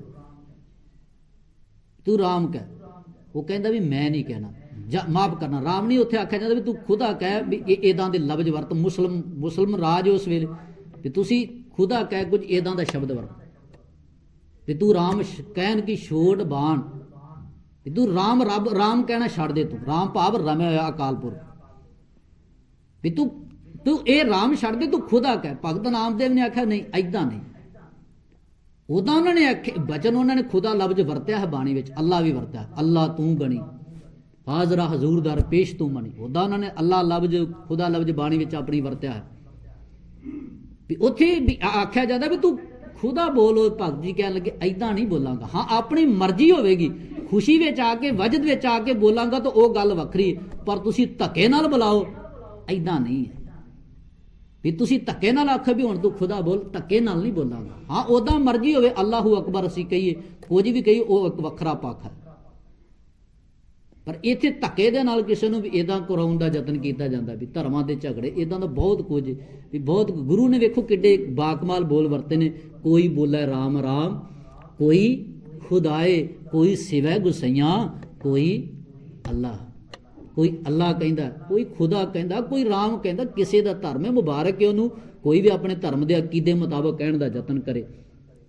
ਪਰ ਸਤਿਗੁਰ ਨੇ ਆਖਿਆ ਵੀ ਪ੍ਰਵਾਨ ਹੁੰਦਾ ਕਹੋ ਨਾਨਕ ਜਿਨ ਹੁਕਮ ਪਛਾਤਾ, ਪ੍ਰਭ ਸਾਹਿਬ ਕਾ ਤਿਨ ਭੇਦ ਜਾਤਾ। ਪ੍ਰਵਾਨ ਉਹ ਹੁੰਦਾ ਜਿਹਨੇ ਹੁਕਮ ਨੂੰ ਪਛਾਣ ਲਿਆ, ਜਿਹਨੇ ਵੇਖਿਆ ਵੀ ਰਾਮ ਵੀ ਸਾਰਿਆਂ ਵਿੱਚ ਵਸਦਾ, ਖੁਦਾ ਵੀ ਸਾਰਿਆਂ ਵਿੱਚ ਵਸਦਾ, ਫਿਰ ਝਗੜਾ ਕਿਸ ਚੀਜ਼ ਦਾ। ਪਰ ਉੱਥੇ ਧੱਕੇ ਦੇ ਨਾਲ ਵੀ ਉਸ ਲੜਕੀ ਨੂੰ ਆਖਿਆ ਜਾਂਦਾ ਵੀ ਤੂੰ ਰਾਮ ਕਹਿ, ਜੈ ਸ਼੍ਰੀ ਰਾਮ ਦੇ ਨਾਅਰੇ ਲਾ। ਵੀ ਇਦਾਂ ਦਾ ਸਾਹਮਣੇ ਵੀਡੀਓ ਵਾਇਰਲ ਹੁੰਦੀਆਂ ਨੇ, ਪਰ ਉਹ ਉਸ ਔਰਤ ਦੇ ਵੀ ਕਿੰਨਾ ਜਜ਼ਬਾ ਹੈ ਵੀ ਉਹ ਕਹਿੰਦੀ ਨਹੀਂ, ਮੈਂ ਅੱਲਾ ਨੂੰ ਮੰਨਣ ਵਾਲੀ, ਅੱਲਾਹੂ ਅਕਬਰ। ਹਾਂ ਧੱਕੇ ਨਾਲ ਤੁਸੀਂ ਮੇਰੀ ਜ਼ੁਬਾਨ ਤੋਂ ਇਹ ਸ਼ਬਦ ਨਹੀਂ ਕਢਵਾ ਸਕਦੇ। ਖੈਰ ਗੁਰੂ ਮਿਹਰ ਕਰੇ। ਸਤਿਗੁਰ ਨੇ ਜਿਹੜੇ ਬਚਨ ਆਖੇ ਨੇ, ਸਤਿਗੁਰੂ ਜੀ ਕਹਿਣ ਲੱਗੇ ਫਲਗੁਣ ਨਿਤ ਸਲਾਹੀ ਹੈ ਜਿਸ ਨੂੰ ਤਿਲ ਨਾ ਤਮਾਏ। ਉਸ ਰੱਬ ਨੂੰ ਨਿਤ ਸਲਾਹ ਜਿਸ ਨੂੰ ਤਿਲ ਜਿੰਨਾ ਵੀ, ਤਿਲ ਕਿੰਨਾ ਕੁ ਹੁੰਦਾ ਹੈ ਜੀ, ਰਿਉੜੀ ਉੱਪਰ ਤਿਲ ਲੱਗਾ, ਤਿਲ ਜਿੰਨਾ ਵੀ ਜਿਸ ਰੱਬ ਨੂੰ ਤਮਾ ਨਹੀਂ ਹੈ। ਵੀ ਅਸੀਂ ਕਈ ਵਾਰੀ ਕਿਸੇ ਦੂਜੇ ਦੀ ਉਸਤਤ ਕਰਦੇ ਹਾਂ, ਅਸੀਂ ਕਿਸੇ ਪਾਰਟੀ ਮਗਰ ਹੁੰਦੇ ਹਾਂ ਤੇ ਸਾਨੂੰ ਹੁੰਦਾ ਵੀ ਸ਼ਾਇਦ ਇਹਦੇ ਮਗਰ ਅਸੀਂ ਝੰਡੇ ਚੁੱਕਾਂਗੇ, ਸ਼ਾਇਦ ਕੱਲ ਨੂੰ ਸਾਡੀ ਕਿਸੇ ਔਖੇ ਵੇਲੇ ਸਾਡੀ ਮਦਦ ਕਰੇਗਾ, ਹੈਲਪ ਕਰੇਗਾ। ਸਾਨੂੰ ਤਮਾ ਹੁੰਦਾ ਹੈ ਨਾ ਕੋਈ ਲਾਲਚ ਹੁੰਦਾ, ਅਸੀਂ ਤਾਂ ਹੀ ਦੂਜਾ ਮਗਰ ਝੰਡੇ ਚੁੱਕਦੇ ਹਾਂ। ਕਹਿਣ ਲੱਗੇ ਰੱਬ ਨੂੰ ਕੋਈ ਲਾਲਚ ਨਹੀਂ ਹੈ, ਕੋਈ ਤਮਾ ਨਹੀਂ ਹੈ, ਦੋਨੋਂ ਕੋਈ ਲਾਲਚ ਕੋਈ ਤਮਾ ਨਹੀਂ। ਸਤਿਗੁਰ ਨੇ ਫਿਰ ਅਖੀਰ ਤੇ 14ਵਾਂ ਪਦਾ ਹੈ, ਮੈਂ ਸੰਖੇਪ ਵਿੱਚ ਵਿਆਖਿਆ ਕਰਕੇ ਸਮਾਪਤੀ ਕਰਾਂ ਜੀ। ਜਿਨ ਜਿਨ ਨਾਮ ਧਿਆਇਆ, ਇਹ ਤਾਤਨ ਜੋੜ ਜਿਨ੍ਹਾਂ ਨੇ ਰੱਬ ਜੀ ਦੇ ਨਾਮ ਨੂੰ ਧਿਆਇਆ ਹੈ, ਤਿਨ ਕੇ ਕਾਜ ਸਰੇ, ਉਹਨਾਂ ਦੇ ਕਾਰਜ ਸਰ ਜਾਂਦੇ ਨੇ, ਨੇਪਰੇ ਚੜ ਜਾਂਦੇ। ਉਹ ਕਿਹੜੇ ਕਾਰਜ ਨੇ? ਉਹ ਕਿਹੜੇ ਕਾਰਜ ਵੀ ਰੱਬ ਜੀਵਨ ਵਿੱਚ ਪ੍ਰਗਟ ਹੋ ਗਿਆ, ਰੱਬ ਤੋਂ ਟੁੱਟਿਆ ਸੀ ਤੇ ਰੱਬ ਜੀਵਨ ਵਿੱਚ ਪ੍ਰਗਟ ਹੋ ਗਿਆ, ਇਹ ਕਾਰਜ ਸਰ ਗਿਆ ਹੈ, ਇਹ ਕਾਰਜ ਸੰਪੂਰਨ ਹੋ ਗਿਆ। ਇਹ ਕਾਰਜਾਂ ਦਾ ਜ਼ਿਕਰ ਸਤਿਗੁਰ ਨੇ ਪਿੱਛੇ ਜਿਹੜੇ 13 ਪਦੇ ਟੱਪੇ ਨੇ, 13 ਪੌੜੀਆਂ ਨੇ, ਉਹਨਾਂ ਵਿੱਚ ਸਤਿਗੁਰ ਨੇ ਬਿਆਨ ਕਰਨ ਦਾ ਯਤਨ ਕੀਤਾ ਹੈ ਵੀ ਜਿਹੜਾ ਲੋਭ ਦਾ ਕੁੱਤਾ ਜੀਵਨ ਵਿੱਚ ਭੌਂਕਦਾ ਸੀ, ਉਹ ਕੁੱਤਾ ਸਵਾਨ ਸੀ ਜਿਹੜਾ, ਉਹ ਕੁੱਤਾ ਵੀ ਕਹਿਣ ਲੱਗੇ ਵੀ ਹੁਣ ਲੋਭ ਲਾਲਚ ਜੀਵਨ ਵਿੱਚ ਜਾਂਦਾ ਰਿਹਾ, ਇਹ ਕਾਰਜ ਰਾਸ ਹੋ ਗਏ। ਸਤਿਗੁਰ ਨੇ ਇੱਥੇ ਬਚਨ ਆਖੇ, ਜਿਨ ਜਿਨ ਨਾਮ ਧਿਆਇਆ ਤਿਨ ਕੇ ਕਾਜ ਸਰੇ, ਹਰ ਗੁਰ ਪੂਰਾ ਅਰਾਧਿਆ। ਹਰੀ ਗੁਰੂ ਪੂਰੇ ਨੂੰ ਜਦੋਂ ਅਰਾਧਿਆ ਹੈ, ਦਰਗਾਹ ਸੱਚ ਖਰੇ, ਰੱਬੀ ਦਰਗਾਹ ਅੰਤਰ ਆਤਮੇ ਅੰਦਰ ਕਹਿਣ ਲੱਗੇ ਉਹ ਖੜੇ ਨੇ, ਉਹ ਸੁਰਖਰੂ ਹੋ ਗਏ ਨੇ, ਉਹਨਾਂ ਦੇ ਜੀਵਨ ਆਨੰਦਮਈ ਬਣ ਗਏ ਨੇ। ਸਰਬ ਸੁੱਖਾਂ ਨਿਧ ਚਰਨ ਹਾਰ, ਭੌਜਲ ਬਿਕਮ ਤਰੇ, ਕਹਿਣ ਲੱਗੇ ਸਾਰੇ ਸੁੱਖਾਂ ਦਾ ਖਜ਼ਾਨਾ ਰੱਬ ਜੀ ਦੇ ਚਰਨ ਨੇ। ਤੇ ਕਹਿਣ ਲੱਗੇ ਜਿਹੜੇ ਰੱਬ ਜੀ ਦੇ ਚਰਨਾਂ ਨਾਲ ਜੁੜਦੇ ਨੇ, ਹਰ ਭੌਜਲ ਸਰਬ ਸੁੱਖਾਂ ਨਿਧ ਚਰਨ ਹਾਰ, ਭੌਜਲ ਬਿਖਮ ਤਰੇ, ਉਹ ਭੌਜਲ ਨੂੰ ਸੰਸਾਰ ਸਮੁੰਦਰ ਨੂੰ ਤਰ ਜਾਂਦੇ ਨੇ, ਸੰਸਾਰ ਸਮੁੰਦਰ ਭੌਜਲ ਵਿੱਚੋਂ ਪਾਰ ਹੋ ਜਾਂਦੇ ਨੇ। ਪ੍ਰੇਮ ਭਗਤ ਤਿੰਨ ਪਾਈਆ, ਉਹਨਾਂ ਨੇ ਜੀਵਨ 'ਚ ਰੱਬ ਜੀ ਦੀ ਪ੍ਰੇਮਾ ਭਗਤੀ ਪਾ ਲਈ ਹੈ। ਵਿਖਿਆ ਨਾਹੀਂ ਜਰੇ, ਕਹਿਣ ਲੱਗੇ ਉਹਨਾਂ ਨੂੰ ਵਿਖਿਆ ਜ਼ਹਿਰ ਜਿਹੜੀ ਹੈ, ਮਾਇਆ ਰੂਪ ਜ਼ਹਿਰ, ਕਾਮ ਕ੍ਰੋਧ ਲੋਭ ਮੋਹ ਹੰਕਾਰ ਈਰਖਾ ਦਵੈਸ਼ ਨਿੰਦਾ ਚੁਗਲੀ, ਜਿਹੜੀ ਇਹ ਜ਼ਹਿਰ ਹੈ ਉਹਨਾਂ ਦੇ ਜੀਵਨ ਨੂੰ ਸਾੜਦੀ ਨਹੀਂ ਹੈ। ਤੇ ਸਤਿਗੁਰੂ ਜੀ ਕਹਿਣ ਲੱਗੇ ਕੂੜ ਗਏ, ਜੀਵਨ ਵਿੱਚੋਂ ਕੂੜ ਚਲਾ ਗਿਆ, ਇਹ ਕਾਜ ਸਰਿਆ, ਜੀਵਨ ਵਿੱਚੋਂ ਕੂੜ ਚਲਾ ਗਿਆ, ਝੂਠ ਚਲਾ ਗਿਆ। ਕੂੜ ਗਏ ਦੁਬਦਾ ਨਸੀ, ਜੀਵਨ ਵਿੱਚੋਂ ਦੁਬਦਾ ਵਾਲਾ ਪਾਸਾ, ਡਬਲ ਮਾਈਂਡਡ ਹੋਣਾ। ਕਹਿਣ ਲੱਗੇ ਦੁਬਦਾ ਜੀਵਨ ਵਿੱਚੋਂ ਚਲੀ ਗਈ। ਕੂੜ ਗਏ ਦੁਬਦਾ ਨਸੀ, ਪੂਰਨ ਸੱਚ ਭਰੇ, ਉਹ ਪੂਰਨ ਸੱਚ ਨਾਲ ਭਰ ਜਾਂਦੇ ਨੇ, ਉਹਨਾਂ ਦਾ ਜੀਵਨ ਸੰਪੂਰਨ ਸੱਚ ਵਿੱਚ ਭਰ ਜਾਂਦਾ ਹੈ। ਪਾਰ ਬ੍ਰਹਮ ਪ੍ਰਭ ਸੇਵਦੇ, ਮਨ ਅੰਦਰ ਏਕ ਤਰੇ, ਕਹਿਣ ਲੱਗੇ ਪਾਰ ਬ੍ਰਹਮ ਪ੍ਰਭੂ ਨੂੰ ਸੇਵਦੇ ਨੇ ਤੇ ਮਨ ਵਿੱਚ ਉਸ ਇੱਕ ਰੱਬ ਨੂੰ ਹੀ ਧਰਦੇ ਨੇ। ਹੁਣ ਅਸੀਂ ਤਾਂ ਬਾਰ ਜ਼ਬਾਨ ਨਾਲ ਤਾਂ ਰੱਬ ਜੀ ਨੂੰ ਸੇਵਦੇ ਹਾਂ, ਗੁਰੂ ਨੂੰ ਰੱਬ ਨੂੰ ਕਹਿੰਦੇ ਵੀ ਸਭਨਾ ਜੀਆਂ ਕਾ ਇੱਕ ਦਾਤਾ, ਸਾਡੀ ਜ਼ਬਾਨ ਕਹਿ ਜਾਂਦੀ, ਪਰ ਜਦੋਂ ਮੰਨਣ ਦੀ ਵਾਰੀ ਆਉਂਦੀ ਤੇ ਬੰਦਾ ਪਤਾ ਨਹੀਂ ਕਿੰਨੀਆਂ ਥਾਵਾਂ ਤੇ ਮੱਥੇ ਟੇਕਦਾ, ਮਨ ਅੰਦਰ ਇੱਕ ਨਹੀਂ ਨਾ ਅੰਦਰ। ਸਤਿਗੁਰ ਨੇ ਇੱਥੇ ਬਚਨ ਆਖੇ, ਗੁਰੂ ਅਰਜਨ ਸਾਹਿਬ ਮਹਾਰਾਜ ਦੇ ਬੋਲ। ਕਈ ਵਾਰੀ ਜਿਹੜਾ ਵੀ ਗੁੱਸਾ ਪ੍ਰਚਾਰਕਾਂ ਦੇ ਨਿਕਲ ਜਾਂਦਾ, ਗੱਲ ਗੁਰੂ ਦੀ ਹੁੰਦੀ ਹੈ। ਸਤਿਗੁਰ ਨੇ ਬਚਨ ਆਖੇ, ਪਾਰ ਬ੍ਰਹਮ ਪ੍ਰਭ ਸੇਵਦੇ, ਪਾਰ ਬ੍ਰਹਮ ਪ੍ਰਭੂ ਨੂੰ ਮੈਂ ਸੇਵਦਾ ਹਾਂ, ਮਨ ਅੰਦਰ ਏਕ ਧਰੇ। ਅਰਥ ਤੁਸੀਂ ਆਪ ਖੁਦ ਵੀ ਜਾ ਕੇ ਪੜ੍ਹ ਸਕਦੇ, ਗੁਰੂ ਅਰਜਨ ਸਾਹਿਬ ਮਹਾਰਾਜ ਜੀ ਦੇ ਪਵਿੱਤਰ ਵਾਕ ਨੇ। ਮਹਾਰਾਜ ਕਹਿੰਦੇ ਮਨ ਵਿੱਚ ਇੱਕ ਧਰਿਆ ਹੈ, ਇੱਕ ਮੰਨਿਆ ਹੈ ਤੇ ਇੱਕ ਨੂੰ ਮੈਂ ਸੇਵਦਾ ਹਾਂ। ਮਹਾ ਦਿਵਸ ਅਖੀਰ ਤੇ ਸਮਾਪਤੀ ਕੀਤੀ ਹੈ ਇਸ 12ਵਾਂ ਬਾਣੀ ਦੀ, ਜੋ ਅਖੀਰ ਤੱਤ ਨਿਚੋੜ ਹੈ। ਕਿਉਂਕਿ ਬੰਦਾ ਅਸੀਂ ਵੀ ਕਈ ਵਾਰ ਕਹਿੰਦੇ ਅਸੀਂ ਸੰਗਰਾਂਦ ਮਨਾਉਣ ਚੱਲੇ ਹਾਂ ਤੇ ਅੱਜ ਫਲਾਣੀ ਸੰਗਰਾਂਦ ਅਸੀਂ ਮਨਾਉਣ, ਨਾ ਤਾਂ ਸੰਗਰਾਂਦ ਰੁੱਸਦੀ, ਵੀ ਸੰਗਰਾਂਦ ਕਦੀ ਨਹੀਂ ਰੁੱਸੀ, ਨਾ ਹੀ ਮੱਸਿਆ ਰੁੱਸਦੀ, ਨਾ ਹੀ ਪੁੰਨਿਆ ਰੁੱਸਦੀ। ਬੰਦਾ ਕਹਿੰਦਾ ਮੈਂ ਮਨਾਉਣ ਚੱਲਿਆ, ਨਹੀਂ ਮਨਾਉਣਾ ਆਪਣੇ ਮਨ ਨੂੰ ਸੀ, ਗੁਰੂ ਦੇ ਉਪਦੇਸ਼ ਸਿੱਖਿਆ ਦਾ। ਸਾਡਾ ਮਨ ਅਵੈੜ ਹੈ, ਜਿਹਨੂੰ ਸਤਿਗੁਰ ਦੀ ਬਾਣੀ ਨੇ ਆਖਿਆ, ਨਾਨਕ ਮਨ ਕੇ ਕੰਮ ਫਿਟਿਆ ਗਣਤ ਨਾ ਆਵੇ। ਹੇ ਨਾਨਕ, ਮਨ ਦੇ ਕੰਮ ਇਦਾਂ ਦੇ ਫਿੱਟੇ ਆ ਜਿਨ੍ਹਾਂ ਦੀ ਗਿਣਤੀ ਨਹੀਂ ਕੀਤੀ ਜਾ ਸਕਦੀ। ਮਾੜੇ ਗੁਨਾਹ ਐਬ ਇਹਨੇ ਮਨ ਕਰਦਾ, ਇਹ ਗਿਣਤੀ ਵਿੱਚ ਨਹੀਂ ਹੈ। ਨਾਨਕ ਮਨ ਕੇ ਕੰਮ ਫਿੱਟਿਆ ਗਣਤ ਨਾ ਆਵੇ, ਕੀਤੀ ਲਹਿ ਸਹਮ ਜਾ ਬਖਸ਼ੇ ਤਾਂ ਧੱਕਾ ਨਾ। ਕਹਿਣ ਲੱਗੇ ਮਾਲਕ ਇਹਦੇ ਕਰਕੇ ਨਾ ਸਾਡੇ ਜੀਵਨ ਨੂੰ ਸਹਿਮ ਵੀ ਬੜਾ ਲੱਗਾ ਹੈ, ਜੇ ਤੂੰ ਬਖਸ਼ ਲਵੇਂ ਨਾ ਤੇ ਕਹਿਣ ਲੱਗੇ ਸੀ ਬਖਸ਼ੇ ਜਾ ਸਕਦੇ ਹਾਂ। ਤੇ ਸਤਿਗੁਰ ਨੇ ਬਚਨ ਆਖੇ, ਕਹਿਣ ਲੱਗੇ ਮਹਾਂ ਦਾ ਅਰਥ ਮਹੀਨਾ, ਦਿਵਸ ਦਾ ਅਰਥ ਦਿਨ, ਮਹੂਰਤ 2 ਘੜੀਆਂ ਦੇ ਸਮੇਂ ਨੂੰ ਮਹੂਰਤ ਦਾ ਸਮਾਂ ਆਖਿਆ ਜਾਂਦਾ। 48 ਕੁ ਮਿੰਟ ਬਣਦੇ, ਇੱਕ ਘੜੀ 24 ਕੁ ਮਿੰਟਾਂ ਦੀ ਤੇ 2 ਘੜੀਆਂ ਦਾ ਮਹੂਰਤ ਹੁੰਦਾ, ਉਹ 48 ਕੁ ਮਿੰਟ ਭਾਵ ਉਹ ਮਹੂਰਤ ਦਾ ਸਮਾਂ। ਜਿਵੇਂ ਅਸੀਂ ਵੀ ਕਈ ਵਾਰੀ ਦੁਕਾਨ ਦਾ ਅਸੀਂ ਕਹਿੰਦੇ ਮਹੂਰਤ ਘੜ, ਇਹ ਸ਼ਬਦ ਸਾਡੇ ਨਹੀਂ ਸੀ ਪਰ ਵਿੱਚ ਵੜ ਗਏ। ਵੀ ਕਈ ਵਾਰੀ ਇਹ ਸ਼ਬਦ ਸਾਡੇ ਹੈ ਨਹੀਂ ਸੀ, ਅਸੀਂ ਕਹਿੰਦੇ ਘਰ ਦਾ ਮਹੂਰਤ ਕਢਾਉਣਾ ਜਾਂ ਦੁਕਾਨ ਦਾ ਮਹੂਰਤ ਕਰਨਾ, ਮਹੂਰਤ ਕਢਾਉਣਾ ਮਤਲਬ, ਪਰ ਹੌਲੀ ਹੌਲੀ ਸ਼ਬਦ ਸਾਡੇ ਵਿੱਚ ਇਹ ਰਾਚ ਮਿਚ ਗਏ। ਸਤਿਗੁਰ ਨੇ ਬਚਨ ਆਖੇ, ਮਹਾ ਦਿਵਸ ਮਹੂਰਤ ਭਲੇ, ਇਹ ਸਭ ਕੁਝ ਚੰਗਾ ਹੈ। ਕਹਿਣ ਲੱਗੇ ਕਿਸ ਤੇ ਜਿਸ ਕੋ ਨਦਰ ਕਰੇ, ਜਿਸ ਤੇ ਮਾਲਕ ਨਦਰ ਕਰਦਾ ਨਾ ਉਹਦੇ ਵਾਸਤੇ ਸਾਰੇ ਮਹੀਨੇ ਚੰਗੇ ਨੇ, ਉਹਦੇ ਵਾਸਤੇ ਸਾਰੇ ਦਿਨ ਹੀ ਚੰਗੇ। ਉਹਦੇ ਵਾਸਤੇ ਇਹ ਨਹੀਂ ਕਿ ਸ਼ਨੀਵਾਰ ਦਿਨ ਮਾੜਾ, ਲੋਹਾ ਨਹੀਂ ਖਰੀਦਣ ਜਾਣਾ, ਗੱਡੀ ਕੰਪਨੀ ਵਾਲੇ ਸਸਤੀ ਵੀ ਲੱਖ ਰੁਪਈਆ ਦਿੰਦੇ ਹਨ ਤੇ ਬੰਦਾ ਨਹੀਂ ਖਰੀਦਦਾ, ਕਿਉਂਕਿ ਵਾਰ ਸ਼ਨੀ ਹੈ। ਸ਼ਨੀਵਾਰ ਲੋਹਾ ਘਰੇ ਨਹੀਂ ਲਿਆਈ। ਇਹ ਸਾਡੇ ਵਿੱਚ ਵੀ ਆ ਗਿਆ। ਗੁਰੂ ਨੇ ਇਹਨਾਂ ਭਰਮਾਂ ਵਿੱਚੋਂ ਸਾਨੂੰ ਬਾਹਰ ਕੀਤਾ ਸੀ। ਗੁਰੂ ਕਹਿੰਦੇ ਸਾਰੇ ਦਿਨ ਚੰਗੇ ਨੇ ਤੇਰੇ ਵਾਸਤੇ ਗੁਰਸਿੱਖਾ, ਜਦੋਂ ਤੂੰ ਗੁਰੂ ਨਾਲ ਜੁੜ ਜਾਣਾ। ਤੇ ਸਭ ਤੋਂ ਮਾੜਾ ਦਿਨ ਗੁਰੂ ਨੇ ਕਦੋਂ ਆਖਿਆ ਵੀ ਜਦੋਂ ਸਤਿਗੁਰ ਕਹਿੰਦੇ ਵੀ ਉਹ ਦਿਨ ਤੇਰੇ ਵਾਸਤੇ ਮਾੜਾ ਹੈ ਜਦੋਂ ਤੂੰ ਰੱਬ, ਤੈਨੂੰ ਇਨਸਾਨੀਅਤ, ਸੱਚ ਭੁੱਲ ਜਾਂਦਾ ਹੈ। ਬਾਹਰ ਦਾ ਦਿਨ ਭਾਵੇਂ ਰੁੱਤ ਕਿੰਨੀ ਮਰਜ਼ੀ ਚੰਗੀ ਵੀ ਹੋਵੇ, ਸਤਿਗੁਰ ਕਹਿੰਦੇ ਦਿਨ ਤੇਰੇ ਵਾਸਤੇ ਬੜਾ ਮਾੜਾ ਹੈ। ਸਾਹਿਬ ਕਹਿਣ ਲੱਗੇ ਮਹਾ ਦਿਵਸ ਮਹੂਰਤ ਭਲੇ ਚੰਗੇ ਨੇ ਜਿਸ ਕੋ ਨਦਰ ਕਰੇ, ਜਿਸ ਤੇ ਮਾਲਕ ਨੇ ਨਦਰ ਕੀਤੀ ਹੈ। ਨਾਨਕ ਮੰਗਾ ਦਰਸ਼ ਦਾ, ਨਾਨਕ ਮੰਗਦਾ ਹੈ ਦਰਸ਼ਨਾਂ ਦਾ ਦਾਨ ਮੰਗਦਾ ਹੈ। ਕਿਰਪਾ ਕਰੋ ਹਰੇ, ਹੇ ਮਾਲਕ ਸਾਡੇ ਤੇ ਕਿਰਪਾ ਕਰ, ਇਹ ਹਰੀ ਸਾਡੇ ਤੇ ਕਿਰਪਾ ਕਰ, ਆਪਣੇ ਦਰਸ਼ਨਾਂ ਦਾ ਦਾਨ ਦੇ, ਤਾਂ ਕਿ ਸਾਡੇ ਵਾਸਤੇ ਸਾਰੇ ਦਿਨ, ਮਹੀਨੇ, ਇਹ ਮਹੂਰਤ ਸਾਰੇ ਚੰਗੇ ਬਣ ਜਾਣ। ਕਿਉਂਕਿ ਅਸੀਂ ਜਦੋਂ ਤੇਰੇ ਨਾਲ ਜੁੜ ਜਾਂਦੇ ਹਾਂ ਤੇ ਇਹਨਾਂ ਦਿਨਾਂ ਨੂੰ ਬਣਾਉਣ ਵਾਲਾ ਵੀ ਤੂੰ ਹੈ। ਜਦੋਂ ਅਸੀਂ ਕਹਿੰਦੇ ਫਲਾਣਾ ਦਿਨ ਮਾੜਾ, ਤੇ ਦਿਨ ਬਣਾਏ ਕਿਹਨੇ ਨੇ? ਰੱਬ ਨੇ ਬਣਾਇਆ ਨਾ। ਤੇ ਇਹਦਾ ਮਤਲਬ ਅਸੀਂ ਕਸੂਰ ਕਿਹਦੇ ਵਿੱਚ ਕੱਢਦੇ, ਬਲੇਮਬਾਜ਼ੀ ਕਿਹਦੇ ਤੇ ਕਰਦੇ ਹਾਂ? ਅਸੀਂ ਕਹਿੰਦੇ ਰੱਬ ਨੇ ਦਿਨ ਮਾੜੇ ਬਣਾਏ ਨੇ। ਨਹੀਂ, ਸਤਿਗੁਰ ਕਹਿਣ ਲੱਗੇ ਫਿਰ ਸਭ ਕੁਝ ਚੰਗਾ ਹੈ ਜਦੋਂ ਬੰਦਾ ਰੱਬ ਜੀ ਦੇ ਨਾਲ ਜੁੜਦਾ। ਸਤਿਗੁਰ ਬਖਸ਼ਿਸ਼ ਕਰਨ। ਇਸ ਬਾਣੀ ਦਾ ਤੱਤ ਨਿਚੋੜੇ ਕਿ ਸਤਿਗੁਰ ਜੀ ਕਹਿਣ ਲੱਗੇ ਮਾਲਕ ਅਸੀਂ ਆਪਣੇ ਕਰਮਾਂ ਕਰਕੇ ਤੇਰੇ ਤੋਂ ਵਿਛੜੇ ਹਾਂ, ਕਿਰਪਾ ਕਰ ਸਾਨੂੰ ਆਪਣੇ ਨਾਲ ਮਿਲਾ ਲਾ। ਅਸੀਂ ਆਪਣੇ ਕਰਮਾਂ ਕਰਕੇ ਤੇਰੇ ਨਾਲ ਜੁੜ ਸਕਦੇ ਹਾਂ। ਗੁਰੂ ਕੋਲੋਂ ਸਿੱਖਿਆ ਲੈ ਕੇ ਜਦੋਂ ਜੀਵਨ ਦੇ ਕਰਮ ਬਦਲਦੇ ਨੇ, ਸਤਿਗੁਰ ਕਹਿੰਦੇ ਫਿਰ ਜੀਵਨ ਵਿੱਚ ਆਨੰਦ ਭਰਦਾ। ਤੇ ਫਿਰ ਸਾਹਿਬ ਕਹਿਣ ਲੱਗੇ ਉਹਨਾਂ ਦੇ ਜੀਵਨ ਦੇ ਕਾਰਜ ਰਾਸ ਹੋ ਜਾਂਦੇ ਆ। ਉਹਨਾਂ ਵਾਸਤੇ ਫਿਰ ਕੋਈ ਦਿਨ ਮਾੜਾ ਨਹੀਂ ਹੁੰਦਾ, ਉਹਨਾਂ ਵਾਸਤੇ ਸਾਰੇ ਦਿਨ ਚੰਗੇ ਨੇ, ਸਾਰੇ ਮਹੀਨੇ ਚੰਗੇ ਆ। ਸਾਹਿਬ ਕਹਿਣ ਲੱਗੇ ਸਭ ਕੁਝ ਉਹਨਾਂ ਦੇ ਜੀਵਨ ਦਾ ਭਲਾ ਹੈ, ਚੰਗਾ। ਸਤਿਗੁਰ ਬਖਸ਼ਿਸ਼ ਕਰਨ। ਇਹ ਪਵਿੱਤਰ ਬਚਨ ਸਤਿਗੁਰ ਜੀ ਨੇ ਅੱਜ ਸਾਡੇ ਨਾਲ ਸਾਂਝੇ ਕੀਤੇ। ਦਾਤਾ ਕਿਰਪਾ ਕਰਨ, ਗੁਰੂ ਦਾ ਉਪਦੇਸ਼ ਸਿੱਖਿਆ ਸਾਡੇ ਜੀਵਨ ਵਿੱਚ ਵਸ ਸਕੇ। ਗੁਰੂ ਦਾ ਉਪਦੇਸ਼ ਸਿੱਖਿਆ, ਗੁਰੂ ਦੇ ਬਚਨਾਂ ਦੀ ਗੱਲ ਕਰਦੇ, ਇੱਕ ਨਹੀਂ ਬੇਅੰਤ ਪੁੱਲਾ ਹੋ ਜਾਂਦੀਆਂ। ਗੁਰੂ ਔਰ ਗੁਰੂ ਦੀ ਸੰਗਤ ਬਖਸ਼ਣਯੋਗ ਹੈ। ਬਖਸ਼ ਦੇਣਾ ਜੀਓ, ਬਚਨ ਗੁਰੂ ਦੇ ਜਾਣ ਕੇ ਹਿਰਦੇ ਵਿੱਚ ਵਸਾਉਣੇ। ਗਲਤੀਆਂ ਦਾਸ ਦੀਆਂ ਨਾ ਚਤਾਰ ਦਿਓ, ਅਸੀਸ ਬਖਸ਼ਿਸ਼ ਕਰੋ। ਅਖੀਰ ਤੇ ਆਖੋ ਜੀ ਵਾਹਿਗੁਰੂ ਜੀ ਕਾ ਖਾਲਸਾ, ਵਾਹਿਗੁਰੂ ਜੀ ਕੀ ਫਤਿਹ।